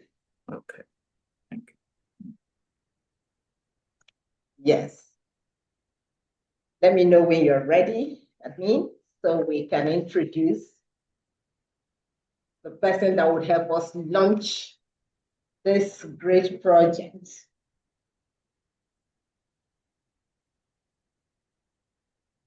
Okay. Let's make welcome Dr. Ibuku Adewumi, the head IOC UNESCO Africa, who will help us present the IOC UNESCO endorsed project for AFMESI, which we are unveiling today. Dr. Ibuku, over to you. Tell us about this project as we project. All right. Thank you very much, Madam Moderator. I'm equally excited because this is a milestone, actually. As I mentioned in my opening remark, I said that today's gathering celebrates not only the vision of AFMESI, but also the shared African commitment to reimagining our ocean future through knowledge, innovation, and resilience. This project is coming at an important point in the UN Decade of Ocean Science for Sustainability, as we are almost crossing the half-line mark of the decade, which is a global movement that seeks to generate the science we want for the ocean that we want. And through the IOC, the Ocean Decade has already mobilized hundreds of actions worldwide. Yet Africa's participation through initiatives such as the Seaworld Africa program, the African Ocean Decade Task Force, and the Sorac is transforming from aspiration to leadership. It is within this transformative vision that I have the distinct privilege to unveil the Sustainable Ocean Resilience for Africa Community, Sorac, an officially endorsed project of the United Nations Decade of Ocean Science for Sustainable Development, which the IOC is ably coordinating on behalf of the UN system. This endorsement is not merely ceremonial. As you can see, there's the importance of the project. It is a recognition that Africa-led initiatives grounded in science and community engagement are indispensable for the global quest for ocean sustainability. The project's attachment to Seaworld Africa, the continental flagship program under the IOC Africa, ensures that it is aligned with regional priorities and benefits from UNESCO's coordination framework and technical expertise. Sorac represents a bridge between local reality and global ambition. It is, in fact, a global platform where scientific innovation, community knowledge, and policy dialogue converge to strengthen resilience in African coastal communities. And you can ask me, why does resilience matter to Africa? Why is it so profound for Africa? This is because our continent is home to over 30,000 kilometers of coastline, more than 38 coastal island states, and nearly 200 million people whose lives and livelihood are linked to the sea. The ocean feeds us, the ocean connects us, and the ocean sustains commerce, culture, climate regulation. Yet we've seen that these same communities face mounting risk, which include sea level rise, coastal erosion, sometimes ocean warming and pollution, and all of these compounded by weak data system, including also limited coordination and socioeconomic vulnerability. So therefore, Sorac has come at a very important time to respond to this reality by actually promoting integrated solution, also blending traditional knowledge with cutting-edge science and policy coherence. It affirms that Africa's resilience must be built with its people, for its people, and informed by the best available science. Through the IOC and the IOC Africa, UNESCO supports precisely this kind of transformation. Our mandate is to strengthen the scientific foundation for sustainable management of the ocean, to advance ocean observation, data sharing, capacity development, and early warning systems across the region. So Sorac now joins the constellation of efforts as community-driven pillar that connects science to everyday survivor, therefore amplifying Africa's voice in global ocean discourse and embedding the principle of inclusivity, equity, and co-design at every step. Again, I mentioned that this has been co-designed. I was privileged to have read through the project document, looked into the stellar and the very compelling objectives, and I can categorically tell you that Sorac fully embodies the principle of sustainability, the connection with culture, the connection with policy and science. It will rely on the active collaboration of national agencies, research institutions, universities, and communities to ensure that solutions are not imported but co-created. There are a number of institutions and partners already on board the Sorac project, not only in Nigeria, but across West Africa and in particular in Ghana. So within the IOC's coordination framework, we know for sure that the project will contribute to broader initiatives such as the African Info Hub, Ocean Data Systems, Ocean Climate Working Group, and the rest. But let us also speak plainly. Science must mean something to the fishermen in Takoradi, for example. Science must also mean that youth in Bayelsa State, for example, or policymakers in Lagos are also inclined towards ocean sustainability. And also, again, this is a way for us to build integrated design, which Sorac has already brought on board. So again, I would like to also mention the tenacity and the sagacity of Dr. Felicia Mogo vision in establishing, in conceiving this idea with other partners that has now today materialized into what we have as Sorac. So it is at this particular moment that I want to take this opportunity to introduce you to this new bride in town, Sorac, which is going to be one of the poster child in terms of projects and programs in the region that showcases the importance of ocean sustainability to society and the importance of ocean sustainability to our livelihood. Again, IOC and IOC Africa, we continue to join and also champion the value of Sorac, including its ambition to make sure that knowledge is equitable and capacity development is also at the forefront of our ocean development effort. So let this unveiling mark a new tide, one where Africa, coastal and island nations stands at the helm of the ocean decade, shaping global outcomes through science, innovation, and resilience. Thank you, and congratulations once again to AFMESI and the entire team and all partners for this milestone achievement. And again, let us create this ocean that we want. Let Africa voice resonate. Let African solution also be at the forefront of ocean sustainability, not only within the African continent, but the world at large. Thank you very much. And please engage with us and AFMESI as we embark on this journey to start the implementation of Sorac. It's got to take collective effort to make sure that the objectives and the mandates of the project comes to fruition, and everyone is welcome on board. And again, congratulations to the AFMESI teams. Congratulations, Africa. Congratulations to the Ocean Decade. Thank you very much. Ocean resilience for African communities.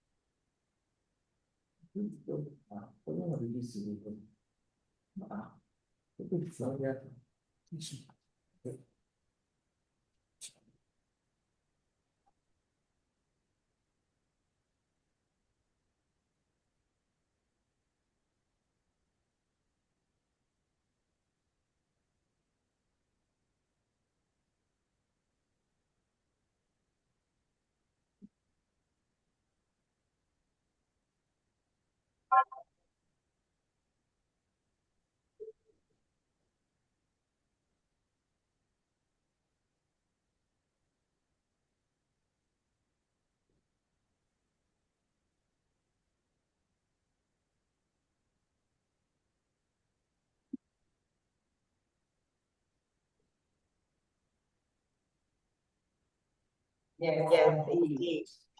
That's the Sustainable Ocean Resilience for African Communities, a Sorac project, a groundbreaking initiative which represents a bold step towards empowering African coastal communities, strengthening ecosystem resilience, and aligning Africa with the global UN Ocean Decade for Sustainable Development.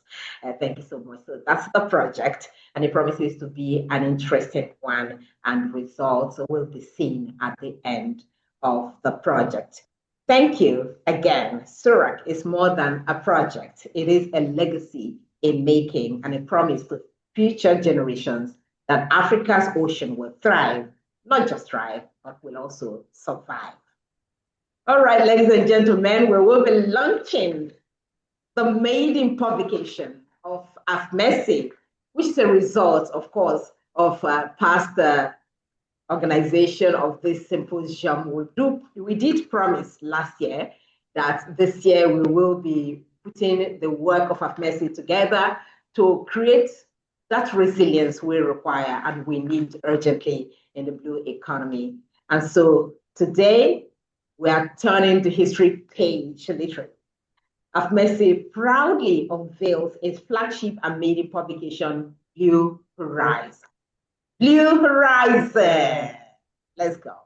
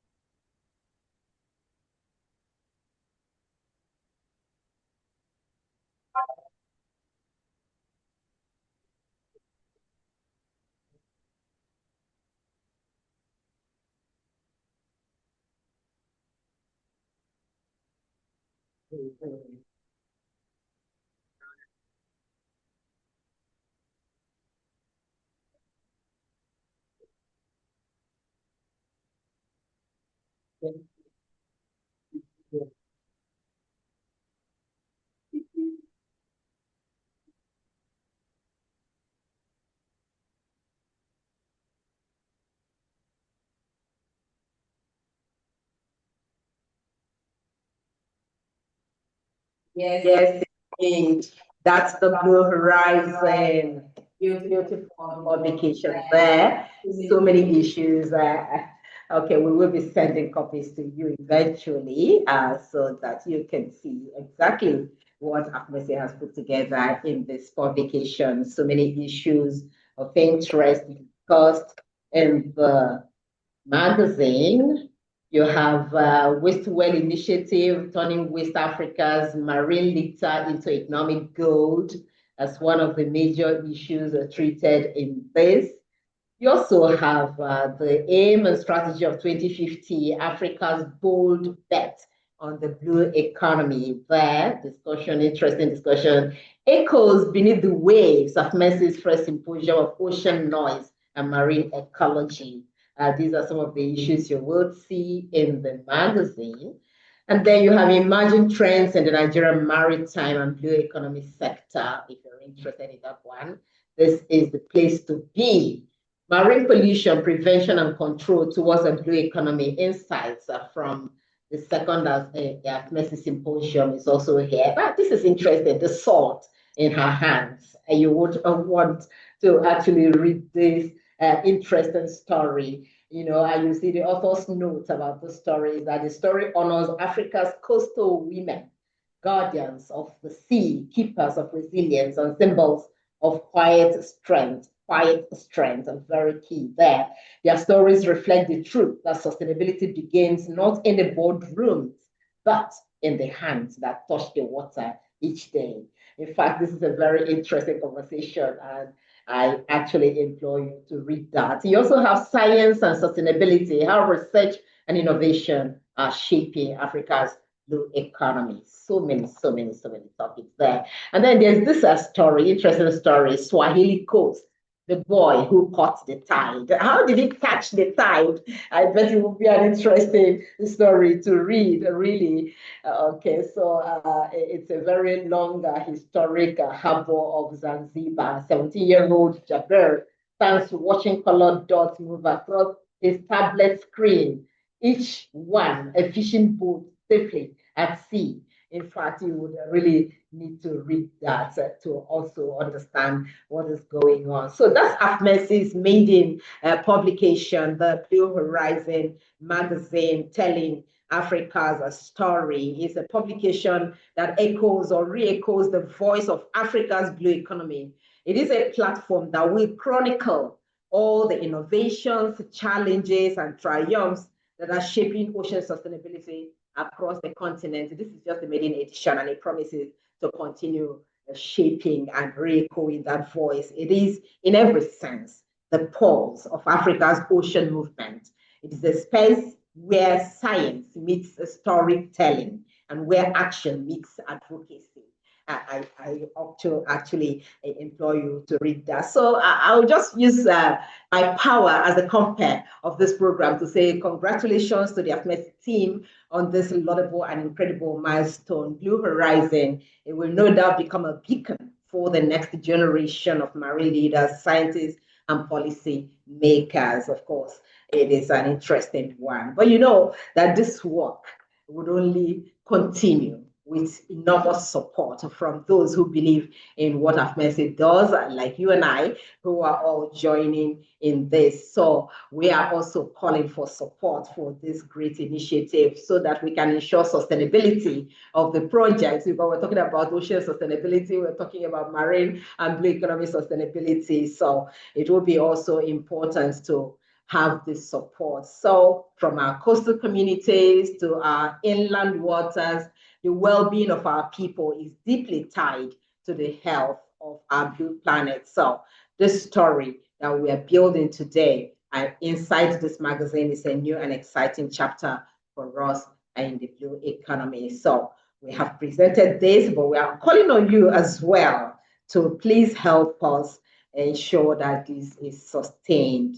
Our stakeholders, our friends, our partners, we need your support at this time. And you can do this in so many ways.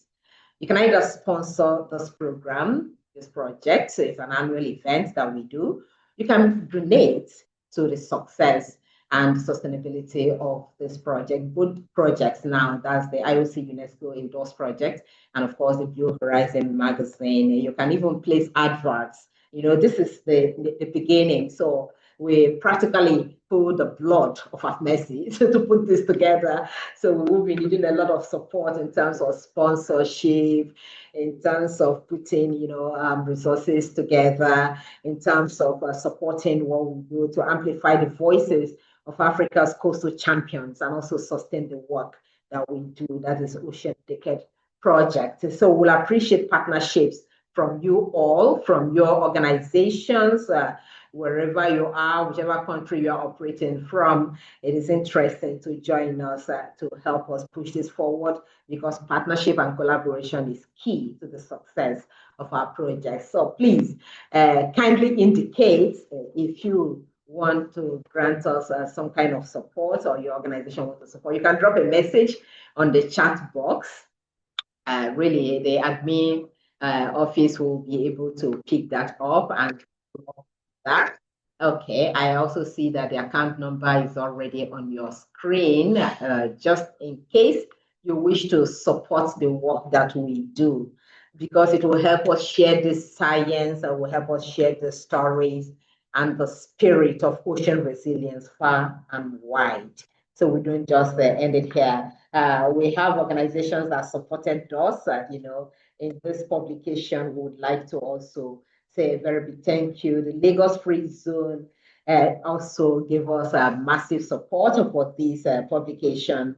NIMASA, and other partners also helped us in this way. We appreciate your support and the continuous support. For those organizations who are yet to support us, please, this is a plea, really, a plea to support what we do in the spirit of ocean resilience, so we can move this far and wide. We will be taking this to classrooms because we need to sustain. In fact, from the speeches I heard people talk about today, is about sustaining this, advocacy from classrooms to coastline communities where it is absolutely needed. Communities, policymakers need to hear about this. I'm happy that the Blue Economy Ministry is also well represented at this event and will be helping us push this forward. So, Minister, we are calling on you to support this initiative whichever way you can, because together we will keep Africa's Blue Horizon alive. So, let's take a moment so you can get the account number if you want to support us. It's right there on your screen. We take a brief musical interlude so you can get that. We're also expecting to see your messages. Is there an e-copy of the newsletter? Someone is asking. Admin, please quickly respond. Is there an e-copy of the newsletter. That is I believe he wants to say the magazine to be shared. Okay, admin says it will be shared. So put up the message there so everyone can see that. All right. Okay. I can see a lot of messages coming. So if you want to know how you can get a copy, if you want a hard copy, you can drop a message on how we can reach you on the chat box. Okay. The account number is there. We take a brief musical interlude so this can sink in. Admin, give us some background music. I want to believe people are getting connected, actually helping. Okay, yes, there is a response coming already for those looking for e-copy. Please tell us how you can support us as well. Thank you. Is the music coming?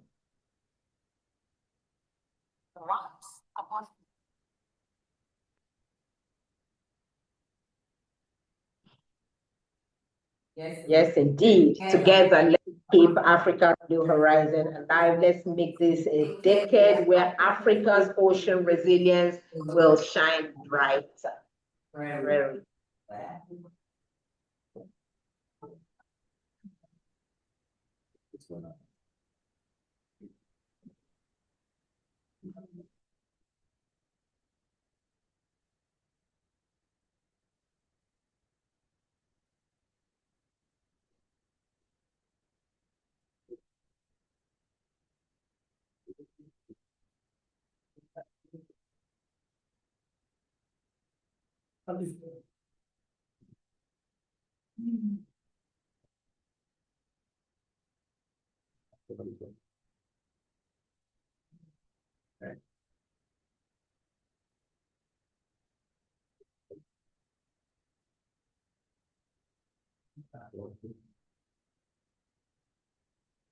Okay, so we are looking forward.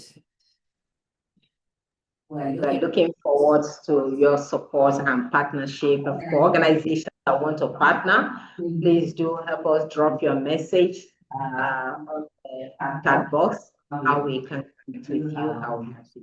Okay, we will be wrapping up very quickly, but we need also to get in discussants,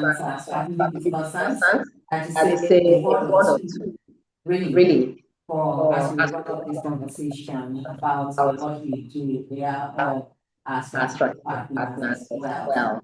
Miss Agnes, let's see how is she here now? Miss Agnes Yao, Senior Program Officer, Natural Resource Governance Institute, NRGI. Tanisha, yes, there she is. Hello, I can see you. Hi, finally. So the floor is yours. Short speech as we wrap up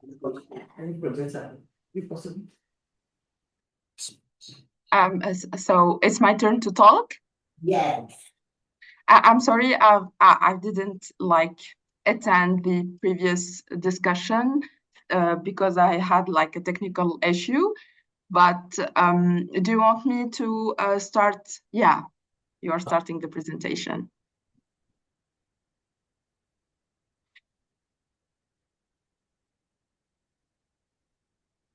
Okay, you can hear me well? Yes, we can hear you loud and clear. Perfect. So good afternoon and good evening, everyone, our distinguished guests, colleagues, and friends. I'm very happy to be a part of this discussion on Africa Blue Economy, a space that carries both an immense potential and profound responsibility. And when we talk about the blue economy, it's often focused on investments, technology, and infrastructure. But behind every port and every fishing boat, every renewable project as well, there are people, there are communities whose lives are tied to the ocean rhythm. That's why I believe that building a people-centered blue economy through transparency, participation, and shared governance must be our guiding principle. And in my work in the energy sector, from oil-producing region in North Africa to international dialogue, I've seen that development only became sustainable when communities are trusted, are treated as partners, not as bystanders. And the same truth applies to the sea. And today I will share with you briefly how engaging local actors, especially women and youth, can turn marine policies into lived progress, and how the principles of openness and participation can ensure Africa blue economy in justice and trust. Next slide, please. Okay. So when we talk about community engagement, we're not talking about one more like consultation exercise. We are talking about a foundation for legitimacy, for trust, and for sustainability. And across the Africa's coasts, communities are the first to see changes in the sea, in fish stocks, in pollution levels, in storm patterns, yet they are often the last to be informed or involved when policy or projects are designed. And when people are excluded, we lose not only their consent, but we lose their knowledge, their ownership, and their creativities. But when they are included, everything changes. Local fishermen become protector of marine reserves. Women's cooperative in coastal town lead small but powerful recycling or seaweed farming project, and youth groups use technology and AI now to track plastic pollution or to monitor coral bleaching. So this is what real engagement look like. It's communities shaping their own development path instead of being passive recipient of someone else's plan. And in my experience from energy governance to local marine initiatives, projects succeed when they are built on the people who live the consequences, not just for them. So community engagement isn't charity, it's a smart governance, and it's the only way to ensure that blue economy remains both sustainable and inclusive, delivering like social value, not just financial return. Next. So, because I don't have lots of time to speak, so how do we move from ideas to action? And I would like to highlight 3 practical pathways that can make community engagement real and not just theoretical. So first, community-led monitoring and data collection. And local fishers, women cooperative, and youth groups can be trained to collect environmental and socio-economic data. And this is very important, from water quality to biodiversity trends. This strengthens science with lived experience and local knowledge, just as we've seen in energy governance, where community environmental audit help build the trust and accountability. The second is the dialogue and co-management platform. So setting, for example, local marine councils, spaces where community, local authority, and private operator meet regularly, that can help anticipate conflicts, ensure fair benefits sharing, and track compliance with ESG commitments. This platform creates ownership and not opposition. And the third is the capacity building and gender inclusive. We must invest in education and training and leadership program for women and youth in coastal zones. They should not just participate, they should lead. And together with those three pathways, knowledge, dialogue, and empowerment form the backbone of people-centered blue economy approach. Next slide, please.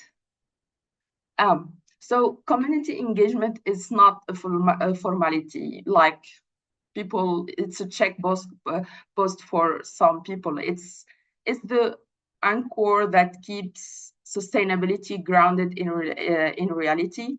And when coastal community are informed, organized, and represented, they become stewards of the sea and not victims of its change. So to end this small conversation, our challenges now is not to translate commitment into collaboration, is to ensure that governments, private actors, and international patterns make inclusion the rule, not the exception. And as all we know, the ocean connects all of us. So let it also unite us in responsibility, trust, and share stewardship. And thank you. Let's do a round of applause for Abby. Thank you so much. Always on point. Thank you for that conversation there. Okay, our next strategic discussant is Professor Idamaja Hasalov, Professor of Maritime and Environmental Science. That's Chalmers University of Technology, Sweden. Thank you very much. Yes, can you hear me? Yes, we can hear you. Excellent. Can I try to share my screen from my computer, or would you like to share? Oh, that's it's already fine. there. See what you're more comfortable with. Yes, can I just ask you then to have it in full screen, because otherwise the animations will not work.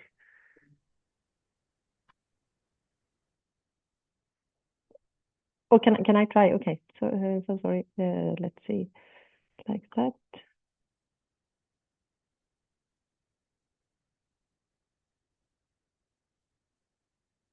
Yes, is it possible to get it in full screen mode? Okay, if it's difficult, maybe you will get admin to share it from end. Okay, he's sharing. Can you see your screen?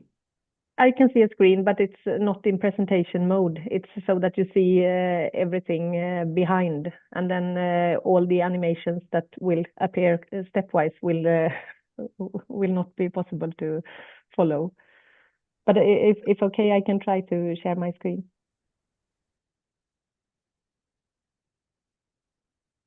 There we go. Excellent. Thank you very much. So thanks again, and good day to all colleagues, friends, and distinguished participants. I'm very grateful to get this opportunity to present here today, and a special thanks, of course, to Felicia Mogo, who kindly invited me. And I would like to take the opportunity to say congratulations on the Sorac projects. How exciting to follow this in the future. I also think it's fantastic to hear about all the positive spirit and the identified potential in the blue economy, as highlighted by previous speakers. My presentation will take the starting point in the issues highlighted by Professor Itzimonye. Sorry for the pronunciation there.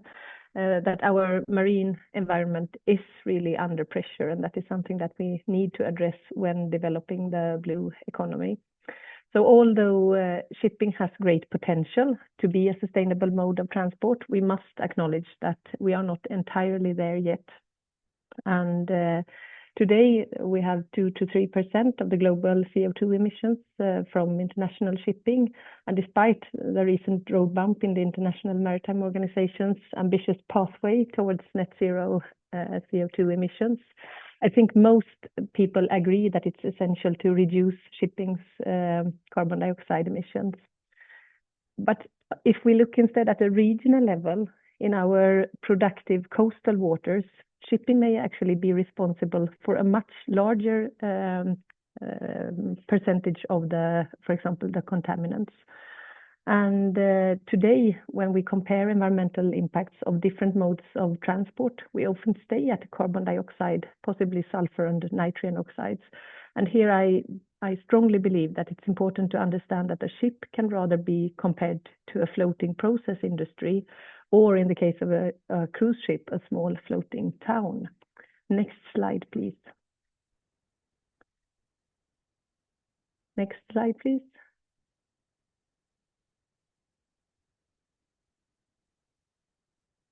Next slide, please. Thank you. So every ship has a range of different subsystems that exerts pressures on the marine environment. And if we highlight a few, we're starting from the left, we have biofouling on ship hulls and ballast water carrying non-indigenous species. We have pathogens that may also be discharged by sewage and grey water. And sewage and grey water also contains nutrients, pharmaceuticals, and cleaning agents. Cooling water is similar to the anti-fouling paint, most often releasing large amount of copper and zinc to the marine environment to prevent fouling. Bilge water and propeller shaft lubricants lead to discharge of oil or oily residues. And then we should also mention that if the arrows would have been proportional to the magnitude of the loads of contaminant, the atmospheric deposition or the scrubber water in the case the ship is using an exhaust gas cleaning system, they should have had much bolder arrows. Considering the decarbonization, we may anticipate future new fuels such as methanol and ammonia that may give rise to other types of pressures on the marine environment. Finally, we have other types of disturbances in terms of different types of energy pollution. Oh, now I realize that every animation was already clicked here. Apologize for that.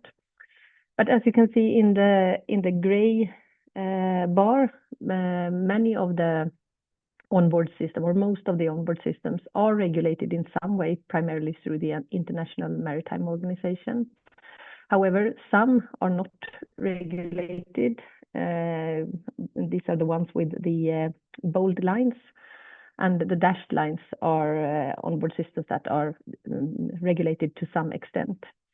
And it's important then to understand that these types of regulations, they target one onboard system at a time on one ship at a time. So to summarize, if we take next slide, please. And one more click then, please. If we then summarize here all the different type of pressures, you can see on the left. So for example, contaminating compounds. One more click, please. One more click, please.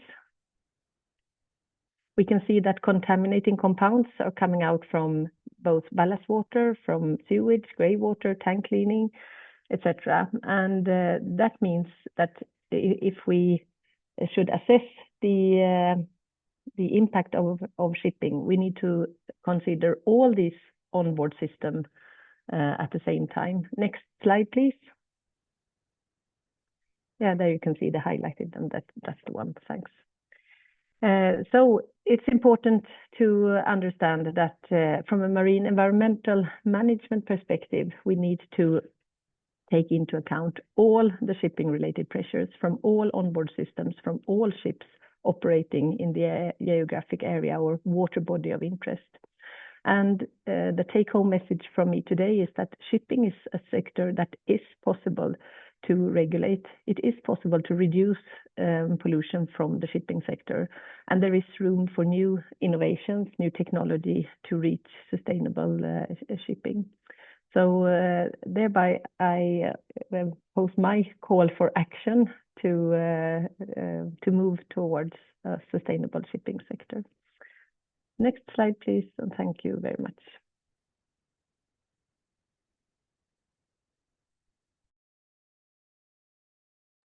Thank you very much for this important message. Really, everything is talking about how we can sustain Africa's marine environment. Sustainability is key. Thank you so much. Yes, that's a round of applause. Yes, Prof is interesting with Hasselhoff. I hope I got that name correctly anyway. All right.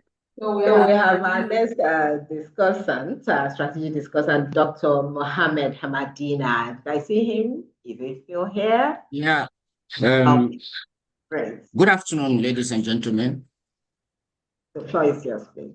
Good afternoon. Good Hello, afternoon. am I audible? Yeah. Yes, good afternoon. We can hear you, Doc. Okay, great. Thank you very much. And I'm trying to wonder whether it's a privilege or a burden to be the last person to speak after all the glorious speeches have been made by all the great people. But I will try to see what I can do and give the best that I can. Now, I'm not going to bore you with what ESG is. We've all heard about it. We've all heard about strategies. But what I'm going to tell you is that, oh no, can you please shift your eyes? Can you go to the next slide? Just go to the next slide. Hello? Can you hear me? Let's get to slide 2. Yeah. Next slide. Next slide is coming. I am not sure. I sent you a slide just now. Check your message. Yeah. So why does Nigeria, not Africa now, I'm supposed to be talking about ESG in Nigeria. We have a lot of environmental challenges, climate issues, biodiversity issues, deforestation, and then coastal problems, and coupled with oil and gas pollution, ship pollution, and all myriad of problems. Now, at the end of the day, all the bulk of all the pollution, whether it is hinterland or along the coast, ends up in the ocean. And as we have said, our blue economy is a very rich one, but Nigeria's blue economy, the marine environment is a fragile one. We have a narrow coastline. Continental shelf is narrow, and we all understand that the Niger Delta is burdened with a lot of oil and gas activities and many other activities. And with narrow continental shelf and burdened coastal areas, you have a problem in sustaining the biodiversity of the ocean, because these are areas that provide spawning grounds to replenish the richness of the biodiversity of the marine environment. So again, we have social issues: youth unrest, unemployment, poverty, inequality, and what have you, lack of exclusivity. And then this underscores the need for corporate behavior, ethical corporate behavior. Then there are governance gaps, weak regulatory enforcement. Nigeria has a very rich body of regulations, but the enforcement is weak due to a lot of problems, amongst which is deficiencies of limitations of workforce, skills, and a lot of other things. Now, ESG is also needed to achieve global alignment if we want to be in the Committee of Nations. Next slide, please. Now, ESG offers a strategic advantage in the sense that access to capital is facilitated by ESG. Now, if ESG is properly applied, you can access capital. And besides, we look at ESG. The question of ESG adoption, is it a push or a pull? For me, it is both. It is a push in the sense that it is a requirement by financiers, by regulators, and what have you. Then it is a jump, because in an event where the entity decides to adopt ESG for it as a strategic objective. Now, if you are not compliant with ESG, you're not likely going to get capital, because financial institutions are now stringent, development partners are stringent. As a nation, it will be difficult to compete, it will be difficult to get resources if you don't adopt safeguard systems, which ESG is all about. As a business entity, you're not going to get financing, because all financial institutions now demand environmental and social and governance safeguard system. In Nigeria, the central bank has what we call NSBP, the Nigerian Sustainable Banking Policies, which demands that certain projects cannot be funded if they don't comply to ESG regulations. The same thing with Securities and Exchange Commission also has sustainable financing policy. Now, the Financial Reporting Council requires that your financial report should be accompanied by sustainability reports, which is also speaks to ESG. Now, ESG gives reputation and trust. If you have a very strong profile of ESG, then your trust, your reputation, and license to operate is enhanced. And that goes to the Shipping Council and all the entities that regulate players in the marine environment. Now, in terms of operational efficiency, adoption of ESG makes economic sense because if you adopt ESG, you are going to reduce waste, you are going to improve efficiency, you are going to mitigate long-term risks that could hinder progress. And also, you are going to have license to operate because you'll be a good player to the society. Now, when entities adopt ESG, they are regulatory ready. It's compliance with regulation is a no-brainer. Can we go, please? Next. Next slide. Now, how do you mainstream it? First, there has to be policy integration into the national development plans and corporate strategies. Like I said, as a country, Nigeria has rich body of regulations, and but enforcement is weak, and then also weakness, paucity of budget, let's put it that way. Then there is need for capacity building. The Professor Lawrence Ozemonye is the president of IEPN, Institute of Environmental Practitioners. We have a lot of scientists, but being a scientist is different from being an environmental or ESG professional. On that, Nigeria is on the right path. Then, on terms of ESG standards, there are efforts within the country and with development partners to improve on the ESG aspect of the country.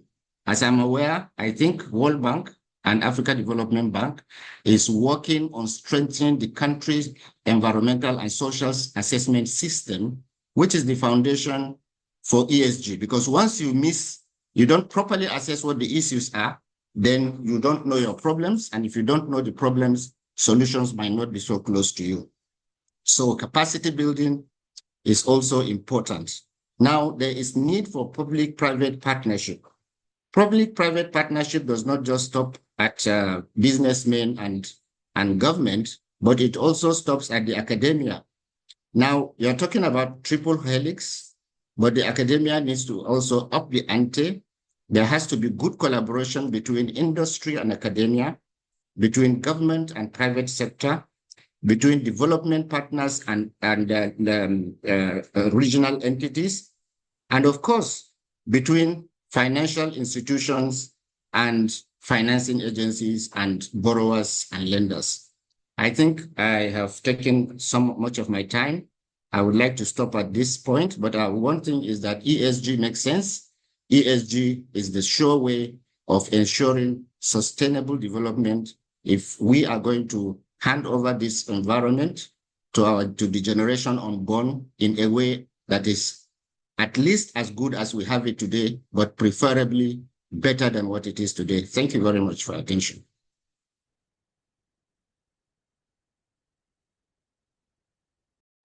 Thank you so much, Prof. Dr. Mohammed Hamadina. You see, I've already given you another cap, which you are going to take any moment from now. Thank you for your time and your thoughts on this one, mainstreaming ESG for sustainable future, quite key. And you raised a number of questions there, policy integration, a number of issues.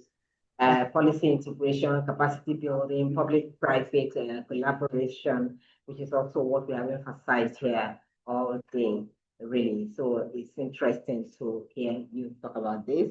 It's been a wonderful session here. Let's leave the space open for anyone who has got some things to say or add or questions to ask. Anyone in the room that wants to ask questions that or requires an opportunity to speak, this is the time you can do that.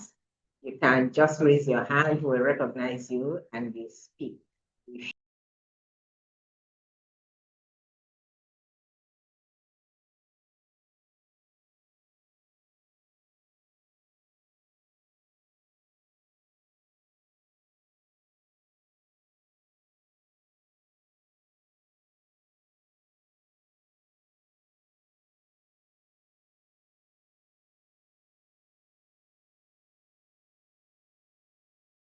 my audio is muted. Sorry. Jasper, I can see your hand up. I can also see the hand up. Okay, so let's yield the floor to Jasper. Question, comments as we wrap up this conversation. It's been a long day. Okay, Jasper, the floor is yours.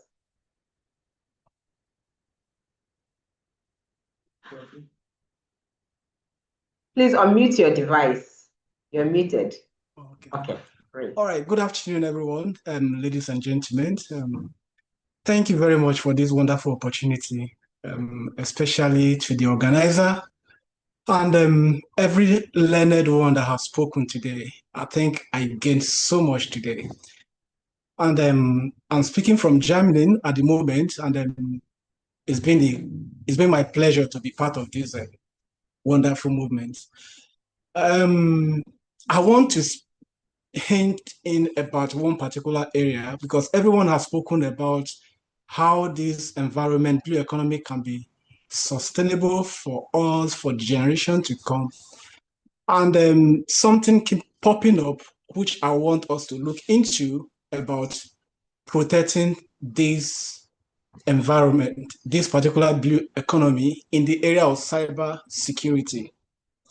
Because getting this blue economy running, there is massive government infrastructure, state infrastructures that need to be protected.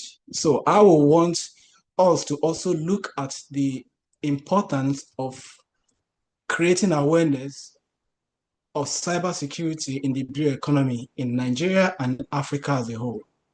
I think there is a whole lot because in Europe, I know is a big area for government revenue. And in Nigeria, I know there is no specific data, but it's contributing a lot to the revenue of the nation. So there is so much government is putting into this area which need to be protected because when an area is being highness, is being profitable, it becomes vulnerable to the cyber attack.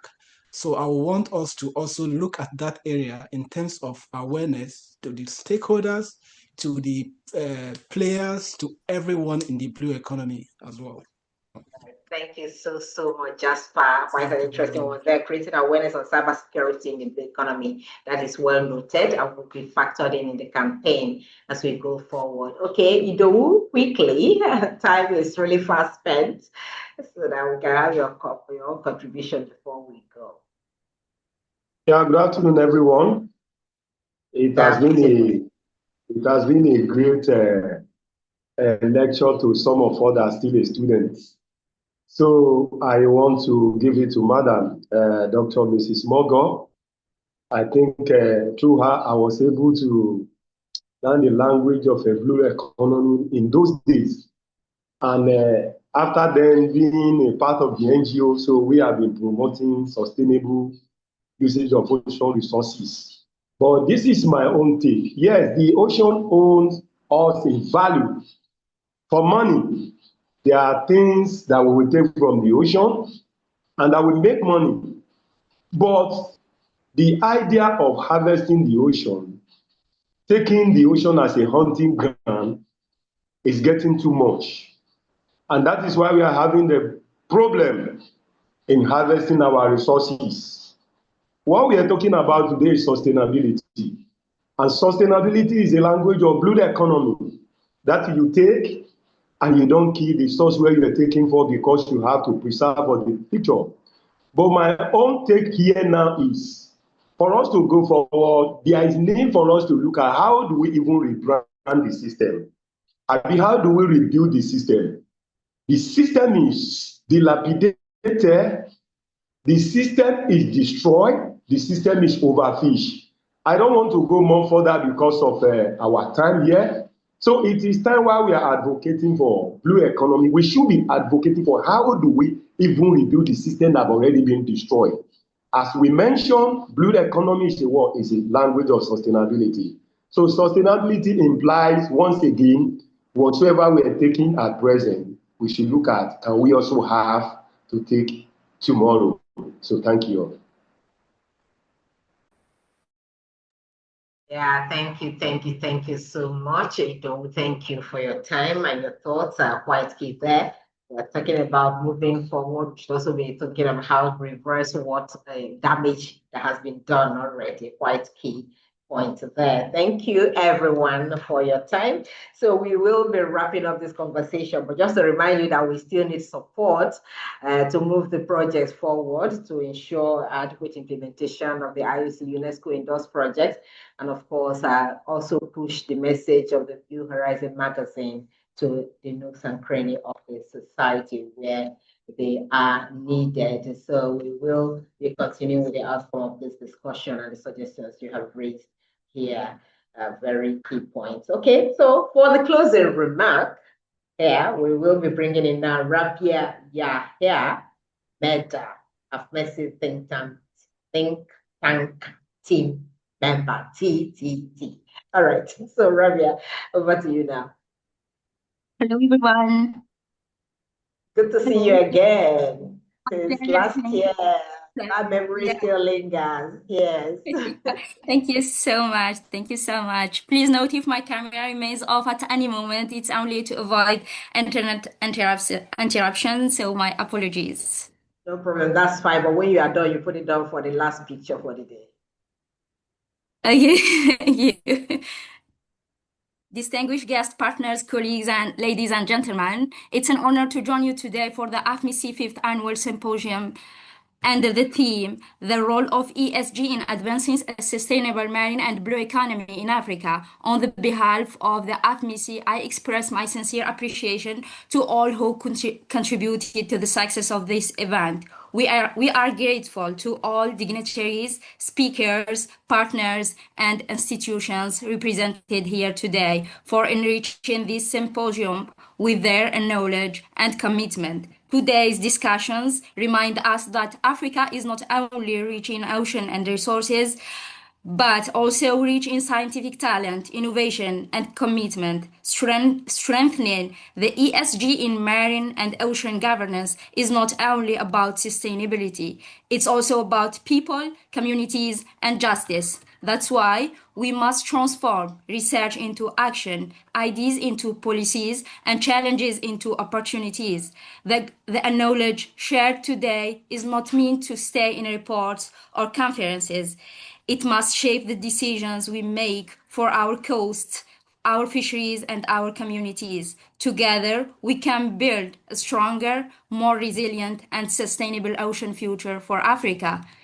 As highlighted by our speakers across the continent, many coastal communities are already facing blue injustices, conflicts over ocean space and resources, from aquaculture to tourism development to renewable energy, fisheries, and even conservation restrictions and unfair policies. These pressures remind us that our ocean must be governed transparently, inclusively, and on the basis of science. It is time to support the use of marine resources responsibly and sustainably. It is time to shift from resource extraction to stewardship.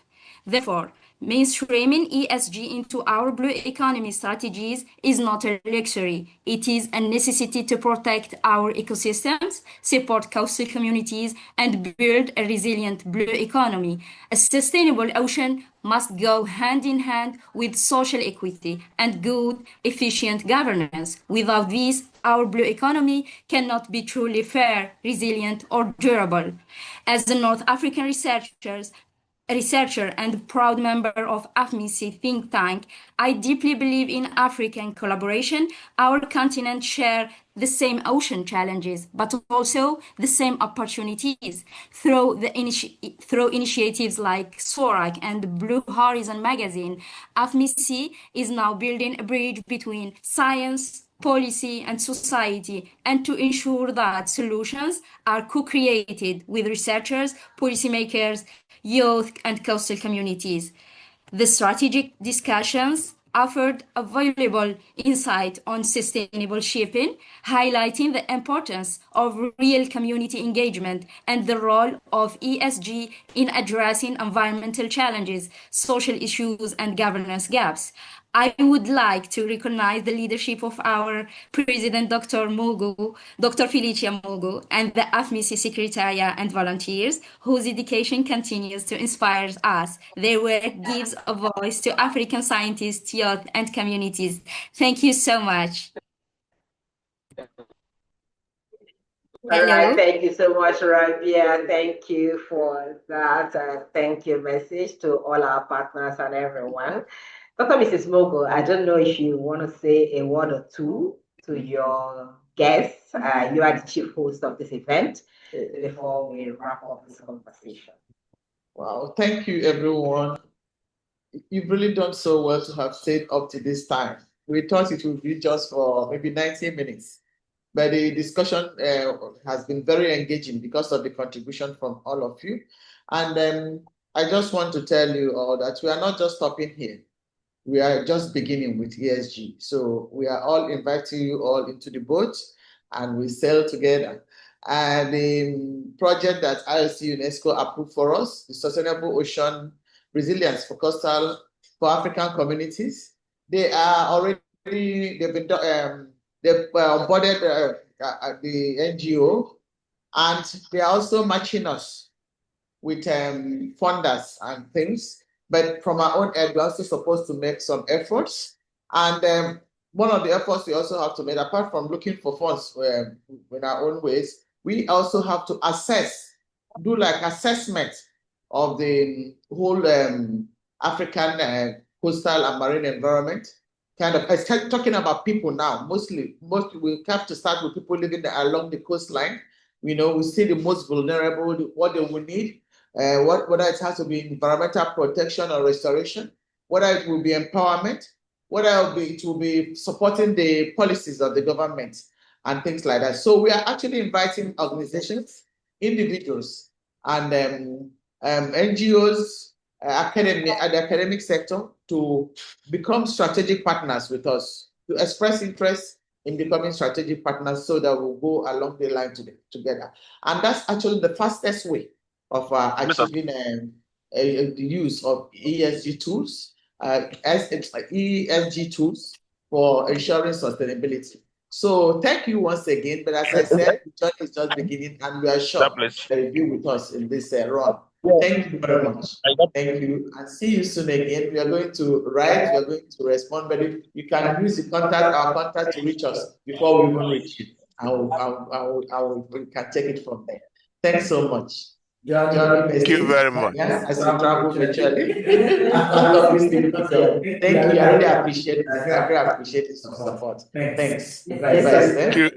Thank you. Thank you, everybody. Yes, you have capped it off. Bye. So we thank you all really for your time. Because it's not easy to be with us long. We appreciate it. We do not take it for granted at all. Now we also thank our AFMESI leadership and staff, team partners, everyone. To make this happen today. Of course, two issues happened today: the launch of the IOC UNESCO project, and of course, that of the Blue Horizon magazine. I hope you'll be getting copies of this magazine. So please tell us how to reach you. It's very important. We will be sharing the e-copies as well, and the hard copies are available. Please, your support is massively needed in whatever capacity your partnership is to push the project forward this development of the economy. Thank you all for your time. And as we leave here, we leave with a renewed commitment to keep this flag flying. The future of Africa's blue economy will not be written by chance, but by choice, courage, and collaboration.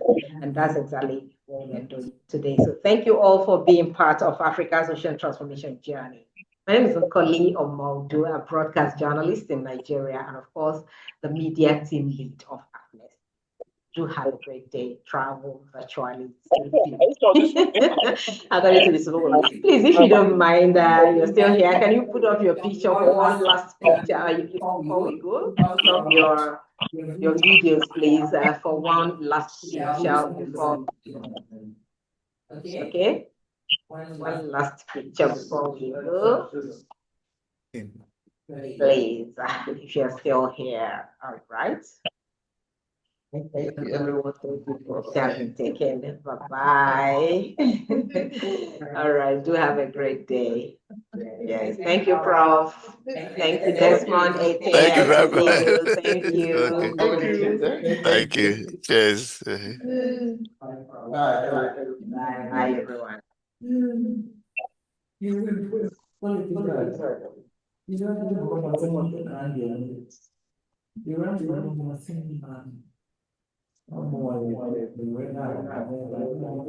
Okay.